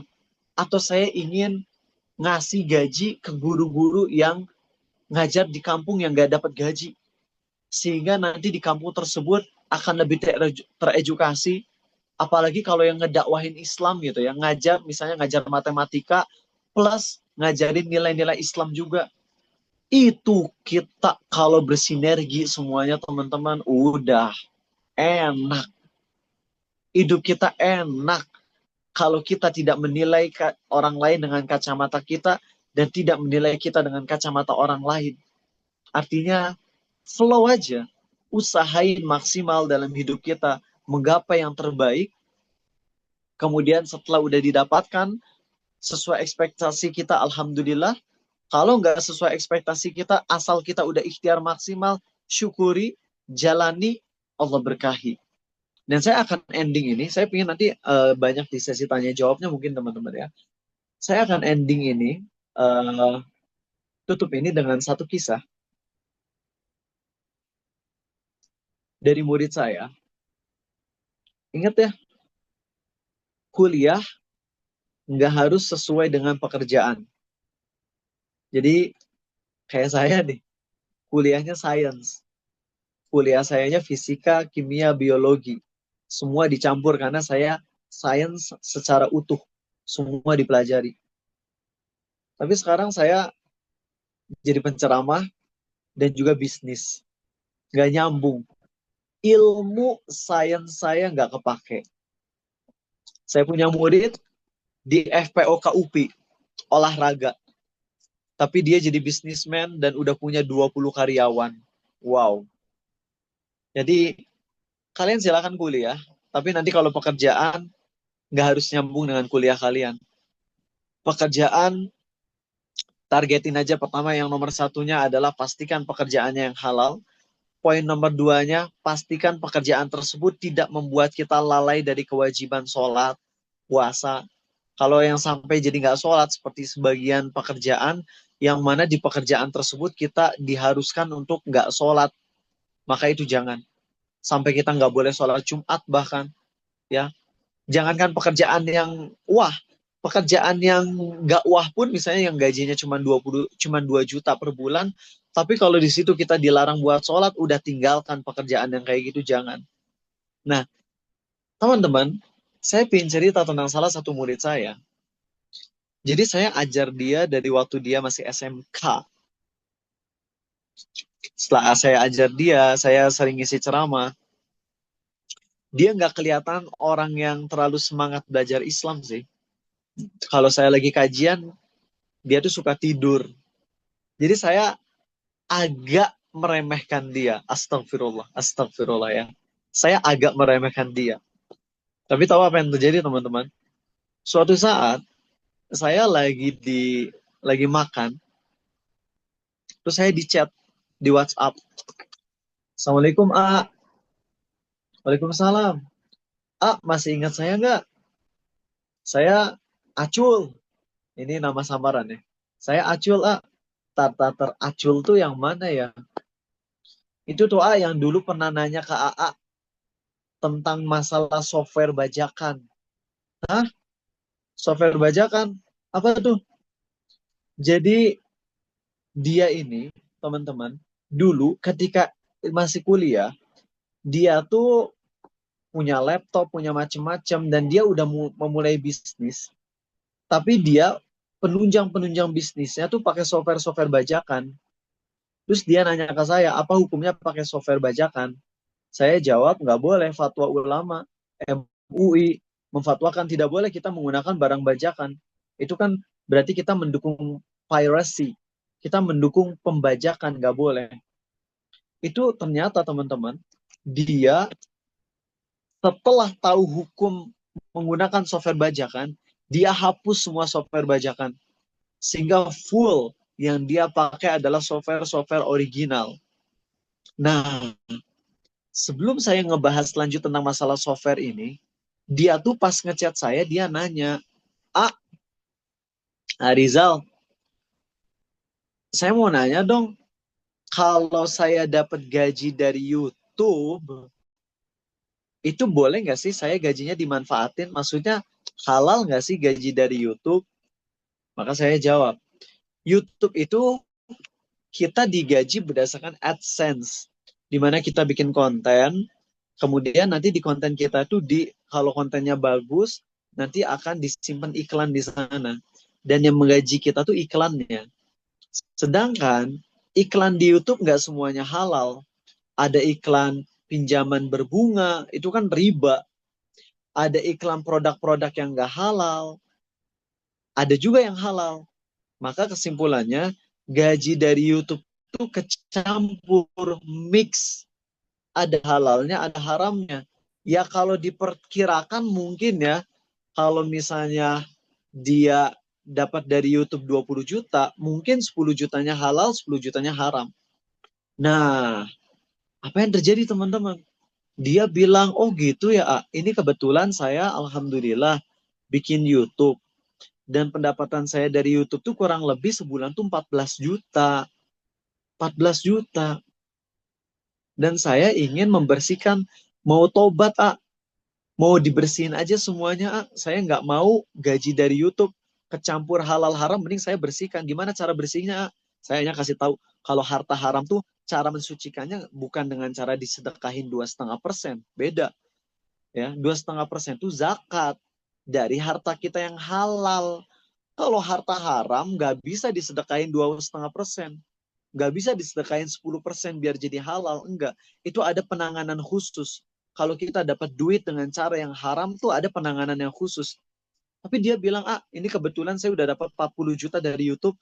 Saya transfer aja ke Arizal ya. Biar Arizal sucikan. Dengan cara yang dijelaskan oleh para ulama. Saya bilang, bro, kurang lebih gini. Kan nggak semuanya haram dari YouTube. Ada yang halalnya pasti. Kamu ambil aja sebagian. Anggaplah kalau kamu ada 20 juta sebulan, ambil kayak 10 juta. 10 jutanya disucikan, 10 jutanya halal. Tapi dia bilang apa? Ngagetin teman-teman. Dia bilang, gak usah, saya nggak perlu gaji dari YouTube. Hah? Saya mikir, 14 juta per bulan bro. Cuman tinggal modal nunggu aja dia upload video, terus tinggal nunggu view-nya nambah, dia dapat 14 juta per bulan. Kok dia nggak butuh ya? Saya kan bingung. Kok bisa-bisanya dia nggak butuh 14 juta per bulan? Akhirnya di situ dia cerita. Masih ingat nggak? Dulu waktu saya ngechat AA, nanya tentang hukum menggunakan aplikasi bajakan. Arizal kan bilang haram. Nah itu saya tuh mengawali bisnis pakai software-software bajakan. Dan setelah saya tahu hukum pakai software bajakan itu haram, akhirnya saya gunakan semua tabungan saya untuk membersihkannya. Jadi semua software yang bajakan itu saya delete, diganti dengan software yang original. Walaupun tabungan saya habis. Tapi Masya Allah, saya berharap ini berkah. Setelah saya pakai software original, itu semua bisnis saya tuh jadi maju, melesat. Sampai saya tuh setahun bisa menghasilkan 2,7 miliar. Wow, pantas nggak butuh 14 juta dari YouTube. Wong sebulan dia dapat sekitar 200 juta. Lihat teman-teman, efek dari berjuang di jalan Allah, berjuang yang halal, Allah berkahi. Allah bikin dia sukses di dunia. Dan dia banyak itu sedekah ngebantu orang miskin. Ketika COVID, dia banyak membantu orang miskin. Ini nih yang harusnya jadi target kita. Kalau target kita cuma masalah rumah mewah, mobil mewah, saya udah ngelihat orang yang punya rumah mewah, mobil mewah, hidupnya tetap kesiksa. Karena mikirin harus bayar ini, harus bayar itu, listrik sebulan mahal, mobil juga bayarnya mahal, biaya perawatan mahal, kesiksa. Cuman ngerasa wah aja enak gitu. Biar bahagia hidup teman-teman, kuncinya satu. Saya ulang ya. Jadi dari materi ini sebagai conclusion, sebelum kita masuk sesi tanya jawab, saya udah tenggorokan kering banget ini teman-teman. Poin nomor 1, mindset kita dirubah. Jangan sampai kita ngerasa pesimis, ngerasa overthinking, ngerasa insecure karena perkara duniawi. Rubah insecure kita tuh untuk perkara akhirat. Kalau teman-teman udah pada tobat, udah pada hijrah, tapi saya kagak hijrah, itu yang harusnya kita inginkan. Itu yang harusnya kita mulai pikirkan. Karena di akhirat, nikmat di surga aja udah 5 kali lipatan. Lalu gimana dengan orang mendapatkan surga tertinggi? Jadi itu poin nomor 1. Mulailah pesimis, mulailah mindset kita targetnya akhirat, itu nomor 1. Poin nomor 2, hidup di dunia ini maksimalkan untuk menjadi orang sukses, tapi sesuai bidang kita masing-masing, passion kita masing-masing, kemampuan kita masing-masing. Kalau orang tua kita nyuruh jadi A, tapi kita passionnya nggak di sana. Kalaupun dipaksain, kita malah jadi gagal. Kita pun kerja jadi kepaksa. Nggak ada enak-enaknya sama sekali. Boleh kita untuk tidak patuh sama orang tua. Ustadz ngajarin durhaka sama orang tua. Enggak. Para ulama menyampaikan bahwasanya kita wajib patuh ke orang tuanya tuh dalam perkara yang kita mampu dan dalam perkara yang halal. Adapun kalau perkaranya yang haram, orang tua nyuruh kita kerja di tempat yang haram, nggak usah patuh. Jangan patuh. Atau orang tua kita nyuruh kita sesuatu yang halal, tapi kita berat. Contoh, orang tua kita maksa, makan cengek. Kalian tahu cengek nggak? Cabe. Ya. Sedangkan kita nggak suka makan pedes. Orang tua nyuruh makan cabe, kita nggak perlu patuh. Sama dalam masalah pekerjaan, masalah cita-cita. Ketika orang tua ngedesak, sedangkan kita cita-citanya nggak di sana, kita boleh menolak. Dan itu bukan sebuah kedurhakaan. Tinggal komunikasikan dengan cara yang baik. Ngobrol dengan cara yang baik ke orang tua. Ya, Pak, Ma, aku bidangnya nggak di sini. Aku nggak bisa dipaksain. Kalau dipaksain, aku nggak maksimal nantinya. Nanti malah pas kerja malas-malesan, gajinya jadi gaji buta, itu gaji haram. Maaf ya Pak, Ma, aku nggak bisa ngelanjutin keinginan mama papa, tapi aku akan berjuang semaksimal mungkin sesuai dengan passionku. Nah, gitu teman-teman. Kalau kita maksimal dalam bidang kita ikhtiar maksimal, Allah akan berkahi. Itu sepertinya materi dari saya, teman-teman ya. Kalau 80 menit kayaknya saya nggak sanggup karena udah kering banget, tapi kita gunakan ini buat sesi tanya jawab, biar lebih banyak juga yang nanya. Di sini kan ada 100 orangan, mungkin kalian pengen nanya tentang perkara halal haram, perkara apapun, insya Allah kita akan bahas. Dan sebelumnya saya request dong teman-teman yang ada di sini, boleh nggak? Saya pingin banget ya kalian nge-follow saya di Instagram. Silahkan buka dulu Instagramnya ya. Kemudian follow Abu Takeru 0. Ya. Saya ingin kalian nge-follow biar nanti banyak perkara-perkara yang bisa kalian pelajari di Instagram saya. Saya request buat teman-teman, mudah-mudahan teman-teman nggak termasuk orang yang sombong ya. Mudah-mudahan kalian baik hati dan mau nge-follow dan ngambil manfaat dari Instagram saya ya. Di Instagram Abu Takeru 0. Silahkan bisa di-follow. Dan saya kembalikan ke moderator. Mohon maaf ya kalau saya nge-cut 10 menit ini karena udah nggak kuat. Tapi insya Allah bisa lanjut dengan sesi tanya jawabnya ya. Mudah-mudahan panitia memaafkan dan waktu yang saya cut 10 menit ini bisa dipakai untuk nambah di materi tanya jawabnya insya Allah. Silakan. Oke, baik Ustadz. Wah, luar biasa sekali ya teman-teman materi yang telah dipaparkan oleh Ustadz Abu Takeru ini. Nah, kemudian saya akan membuka kesempatan untuk teman-teman yang ingin bertanya. Dan perlu diingat ya teman-teman, bahwa akan ada penanya terbaik dalam sesi diskusi kita pada hari ini. Oke, baik. Kepada 3 orang penanya, saya persilahkan untuk mengangkat tangan dengan menyebutkan nama dan juga instansinya. Silakan.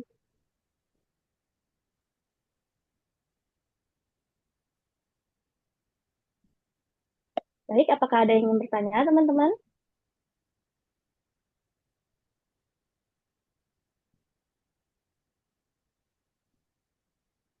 Jika tidak ingin langsung ditanyakan melalui Zoom, bisa via chat, ataupun chat langsung ke panitianya, teman-teman.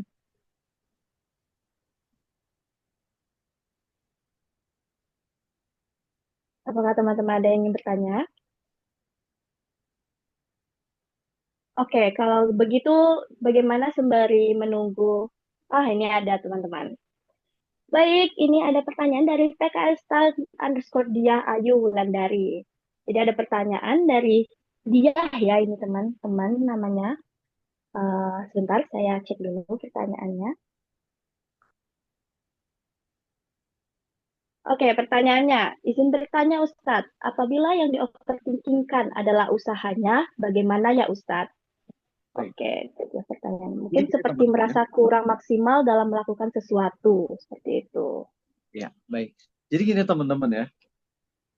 Tadi saya udah bilang di awal bahwa rasa overthinking, rasa khawatir itu bagus selama masih di porsi yang tepat. Merasa khawatir kurang dalam ikhtiar, kurang dalam usaha, kalau itu membuat kita jadi terdorong untuk lebih ditingkatin lagi kinerjanya, maksimalin lagi ikhtiarnya, maka itu bagus. Tapi kalau overthinking itu membuat kita jadi stres yang berlebihan dan membuat kita jadi nggak banyak berusaha, malah membuat kita jadi berpangku tangan karena nyerah, hopeless. Nah, ini nggak bagus. Solusinya gimana? Solusinya nomor satu, doa. Doa. Karena ada Nabi kita SAW berdoa, mengajarkan kita doa, Allahumma inni a'udzubika minal ajizi wal kasal. Itu kita doa. Kalau nggak bisa bahasa Arabnya, kalian pakai bahasa Indonesia aja. Ya Allah, aku berlindung kepadamu dari kemalasan, dari kelemahan. Ngomong kayak gitu doa. Oke? Doa maksimal ke Allah dengan khusyuk. Kemudian, selinglah bergaul dengan orang-orang yang vibes-nya positif. Jadi mereka orangnya tuh kinerjanya bagus, tapi bukan orang yang sombong dan merendahkan kita.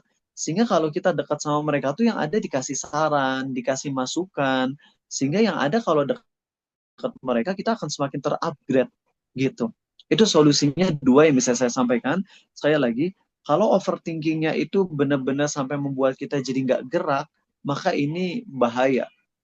Tapi kalau overthinking ini masih bisa kita imbangi dengan banyak-banyak doa ke Allah, ikhtiarnya lebih dimaksimalin lagi, maka itu bagus.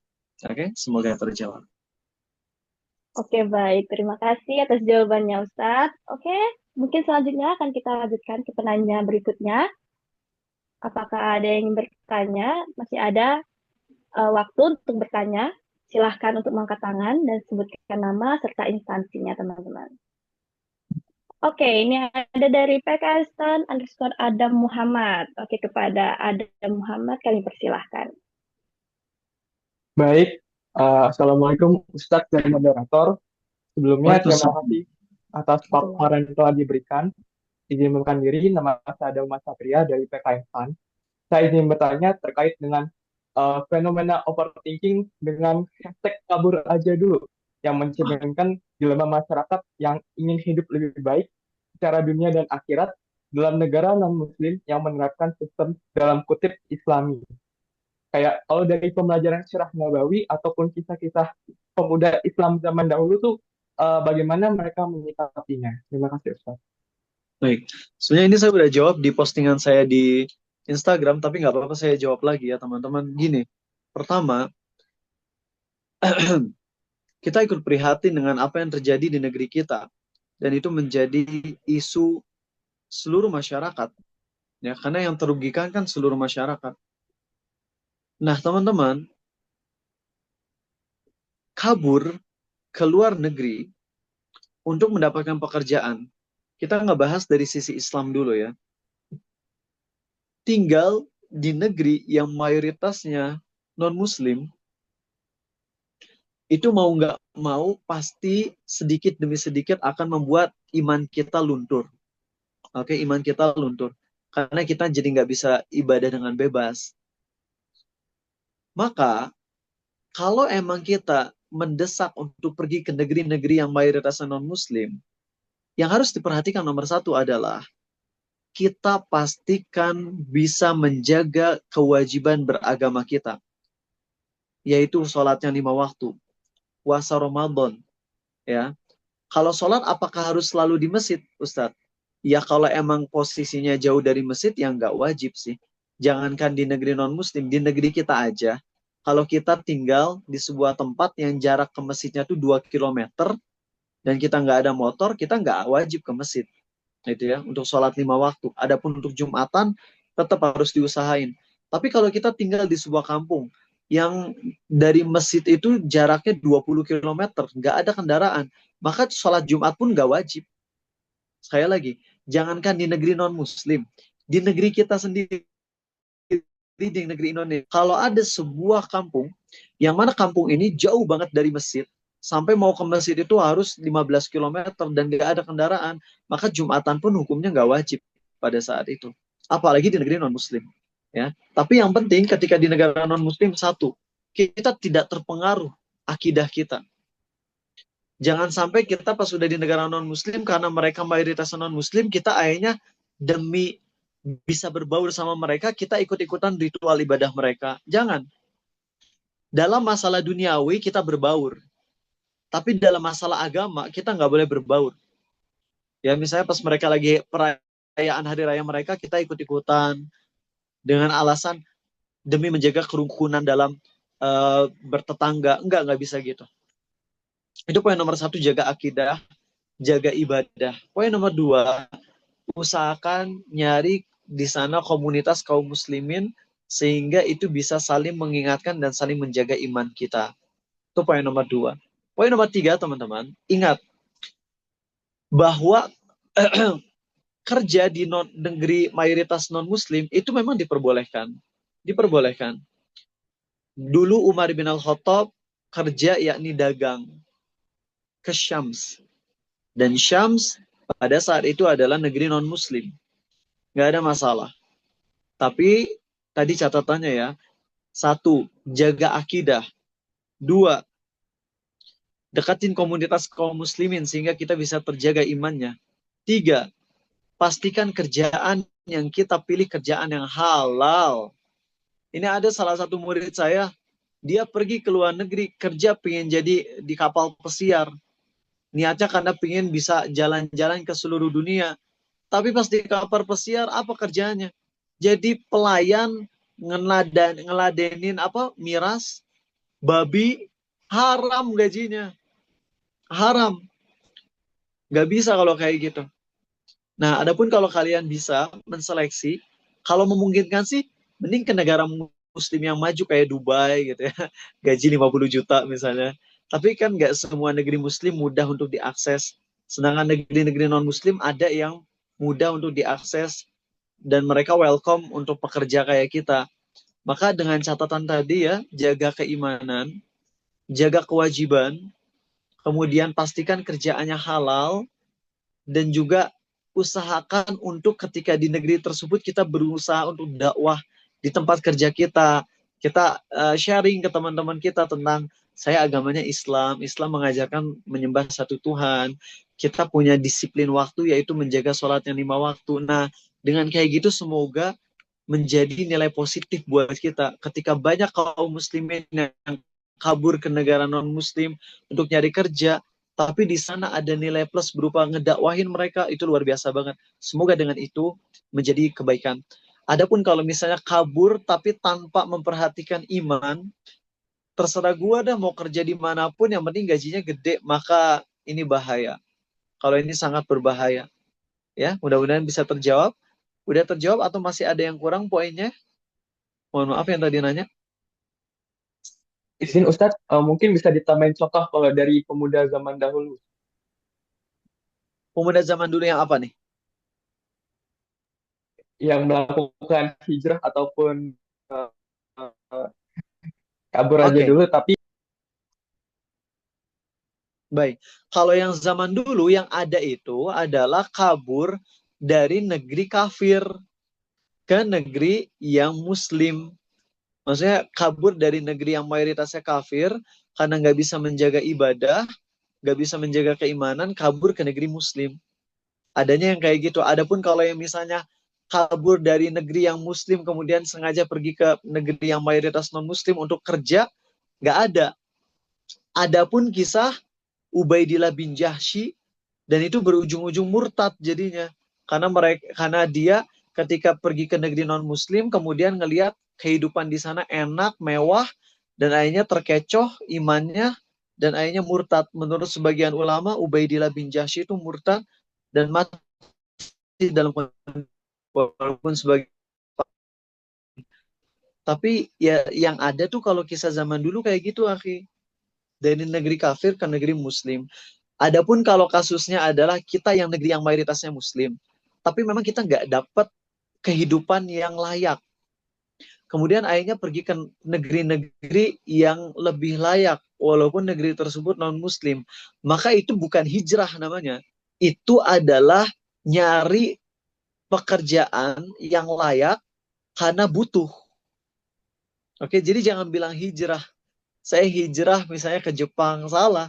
Kecuali kalau di Jepangnya kita dakwah dan Jepang jadi mayoritas muslim, ya itu bisa dibilang hijrah, bisa banget ya.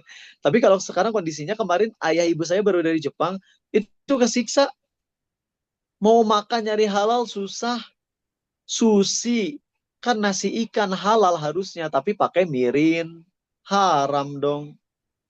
Mau beli makanan yang vegetarian, tapi ada bahan rumnya, haram juga dong.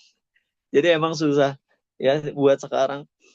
Makanya tadi kalau misalnya kisah yang ada tuh hijrah dari negeri yang mayoritasnya non-muslim, karena nggak bisa jaga iman, kabur ke negara Islam. Adapun kita, kasusnya tuh kebalikannya. Kita pergi ke negara yang mayoritas non-muslim, tapi itu pun bukan hijrah. Itu adalah dalam rangka mencari kehidupan yang layak, dan dengan catatan tadi, yaitu menjaga iman, menjaga ibadah, menjaga sholatnya 5 waktu, kemudian kita kumpul dengan komunitas muslim, pastikan pekerjaannya halal, dan syukur-syukur kalau kita bisa dakwah. Bisa dipahami kalau sekarang? Alhamdulillah, terima kasih Ustadz atas Ya, tanggapannya. sama-sama. Iya. Ada lagi barangkali? Oke, baik. Terima kasih Ustadz dan terima kasih kepada Adam Muhammad. Oke, selanjutnya mungkin masih ada waktu, kita bisa lanjut ke penanya berikutnya. Silakan mengangkat tangan dan menyebutkan nama beserta instansinya. Silakan teman-teman, jika ada yang ingin bertanya. Oke, ini ada pertanyaan di chat ya, dari PKSan_Amalia Coirani. Izin bertanya Ustadz, di samping overthinking, kan ada yang namanya tawakal berserah diri Ustadz. Namun, apakah tawakal ini dapat dijadikan solusi dalam menghadapi overthinking ini? Dan bagaimana jika overthinking ini disebabkan oleh faktor-faktor eksternal di luar dari usaha diri kita yang tidak akan diketahui akan atau kapan terjadi datangnya ke kita? Nah, apakah ada solusinya nih Ustadz mengenai overthinking akan hal seperti ini? Oke. Tawakal ini dapat dijadikan solusi dalam. Baik ya teman-teman ya. Ya, jadi kalau perkaranya udah masalah psikis, ya, kalau perkaranya udah masalah psikis, memang itu butuh proses yang lama ya. Obat-obatan psikis tuh lebih berat daripada obat-obatan fisik, ya nggak sih? Karena kalau penyakit fisik, misalnya pusing, makan Panadol, nggak boleh nyebut merek ya, makan ya itulah obat-obatan dan sembuh. Sedangkan kalau misalnya psikis, memang itu lebih berat, ada nggak bisa gampang. Mungkin poin nomor satunya teman-teman, ketika kita mengalami kegagalan atau musibah atau apapun, coba lihat orang-orang yang kondisinya lebih berat dari kita. Itu tuh penting loh. Sebagian orang ada yang salah paham dengan memahami, berarti kita banding-bandingin dengan orang lain untuk merasa lebih tinggi dong. Bukan itu poinnya. Ketika kita ngelihat orang lain yang lebih rendah dari kita, bukan dalam rangka kita merendahkan mereka, tapi dalam rangka untuk makin bersyukur atas nikmat Allah ke kita. Itu teman-teman. Nah ini penting. Ketika kita misalnya lagi celok, mereka tengkar, mereka pokoknya bikin kita sedih mulu. Kita coba ingat dengan kisah-kisah teman-teman kita yang mungkin orang tuanya bejat. Saya punya murid yang orang tua ibunya tuh psikopat. Si anak perempuan ini, murid saya ini, dia tuh mau digorok sama ibunya, mau dibunuh. Dijeduk-jedukin ke tembok dari semenjak kecilnya. Maka teman-teman, di sini kita harus paham bahwa dengan kita maghrib, kenapa maghrib ya? Ada gak sengaja kayaknya. Udah gak sabar ya? Iya sama, saya juga. Apalagi saya udah, ini ceramah yang ketiga nih. Tenggorokan udah kering nih. Oke, sama ya, saya juga pengen cepet-cepet maghrib, gak apa-apa, sabar ya. Sampai mana tadi? Nah, dengan kita ngelihat orang yang lebih rendah dari kita akan lebih bersyukur. Dan itu adalah terapi. Itu salah satu terapi yang diajarkan Nabi loh, Sallallahu Alaihi Wasallam. Pokoknya emang kita ikhtiar untuk menggapai sesuatu. Kita punya target, terus kita gagal. Nah, di situ nggak apa-apa sih kita introspeksi untuk semakin baik. Tapi di sisi yang lain, kita harus ngelihat orang yang lebih parah dari kita, yang mana itu membuat kita jadi alhamdulillah saya udah dapat segini lumayan. Jadi nggak sampai ngedown banget gitu. Ngedownnya diimbangi dengan rasa harap juga. Aku udah punya segini udah lumayan nih. Ya, nggak sampai separah mereka, alhamdulillah. Seperti itu palingnya. Mohon maaf kalau jawaban ini kurang memuaskan ya. Tapi semoga bisa terjawab. Oke, baik, terima kasih Ustadz. Oke, mungkin ini masih ada waktu sedikit lagi, jadi mungkin kita akan nambah satu penanya ya. Mungkin jika masih ada yang ingin ditanyakan. Oke, silakan teman-teman. Apakah masih ada yang ingin bertanya?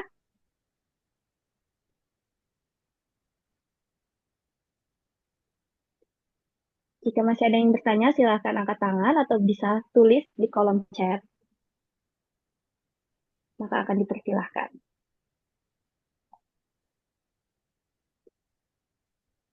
Oke, mungkin cukup ya teman-teman. Tidak ada lagi yang ingin bertanya?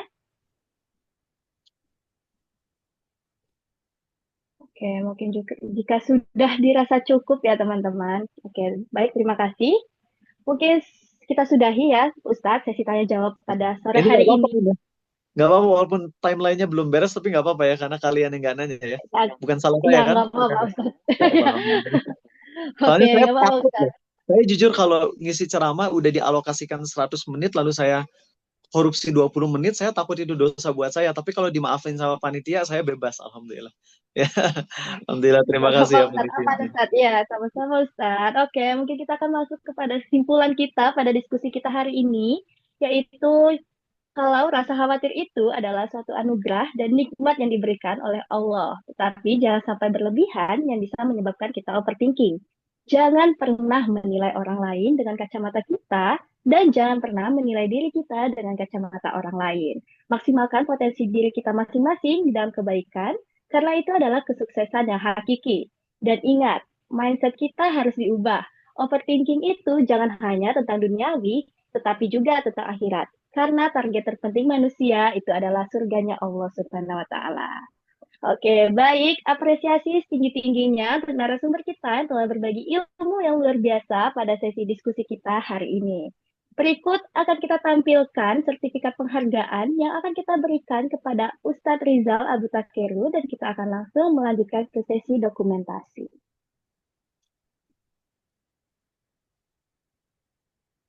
Oke. Oke. Bagaimana panitia?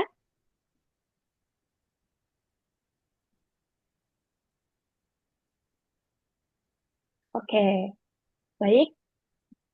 Mungkin Ustadz boleh untuk Iya. mengaktifkan kameranya. Kita akan masuk ke sesi dokumentasi. Oke, mungkin untuk teman-teman yang ada di rumah yang juga sedang menyaksikan kajian ini, sedang ikut dalam diskusi kita hari ini, boleh juga untuk mengaktifkan kameranya, karena kita akan masuk kepada sesi dokumentasi kita pada sore hari ini. Oke, sudah siap semuanya? Baik.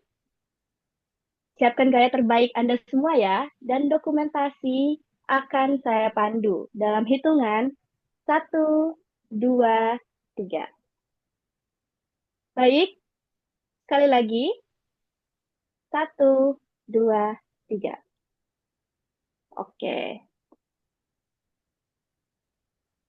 Baik, terima kasih Ustadz dan juga saya mengapresiasi kepada seluruh peserta yang telah hadir dan para penanya pada sesi diskusi kita sore hari ini dan yang sudah menyimak dengan antusiasme tinggi. Baik, saya Dinda Destianjani selaku moderator pada diskusi hari ini pamit undur diri dan mohon maaf apabila ada kesalahan. Terima kasih atas perhatiannya. Wassalamualaikum warahmatullahi wabarakatuh. Saya kembalikan ke MC. Waalaikumsalam warahmatullahi wabarakatuh. Terima kasih Kak Dinda dan juga terima kasih pada Ustadz Rizal Abu Takeru atas ceramah yang luar biasa yang sudah kita dengarkan bersama teman-teman semuanya dan tentunya banyak sekali ilmu yang sudah kita dapatkan pada sore hari ini. Dan selain itu, selain kita sama jam ngabuburit ya, ini ngabuburit yang bermanfaat gitu teman-teman semuanya, sambil menunggu berbuka puasa, teman-teman mendengarkan kajian. Dan hadirin yang dirahmati Allah, tibalah kita sudah ada di penghujung acara dan semoga kajian hari ini dapat memberikan manfaat dan memberi bekal dalam menata pikiran dan juga merancang masa depan kita yang lebih baik. Namun, sebelum itu, saya izin untuk mengingatkan kepada seluruh peserta untuk dapat melakukan screenshot diri untuk mengisi presensi yang sudah disediakan. Presensi sudah dikirimkan oleh teman-teman panitia melalui kolom chat, dan juga saya mohon kepada teman-teman semuanya untuk bisa mengisi evaluasi yang sudah ditampilkan di layar oleh teman-teman panitia sebagai input agar kedepannya dapat semakin baik dan terus semakin baik pelaksanaan kajian Gemar Ramadan 2025 ini.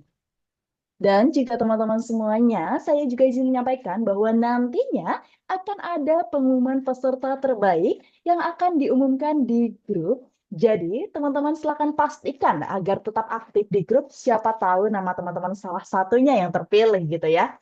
Dan sekali lagi, saya mohon maaf apabila selama rangkaian acara terdapat banyak kekurangan. Karena tadi awal kita sudah buka dengan kalam yang sangat luar biasa, kita akan tutup dengan doa kafaratul majelis.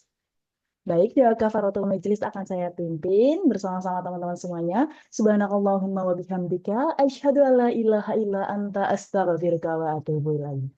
Saya Iko, mohon pamit. Wassalamualaikum warahmatullahi wabarakatuh dan sampai jumpa di ramah tamah selanjutnya. Terima kasih teman-teman semuanya. Terima kasih, Kak Iko. Terima kasih Kak Dinda.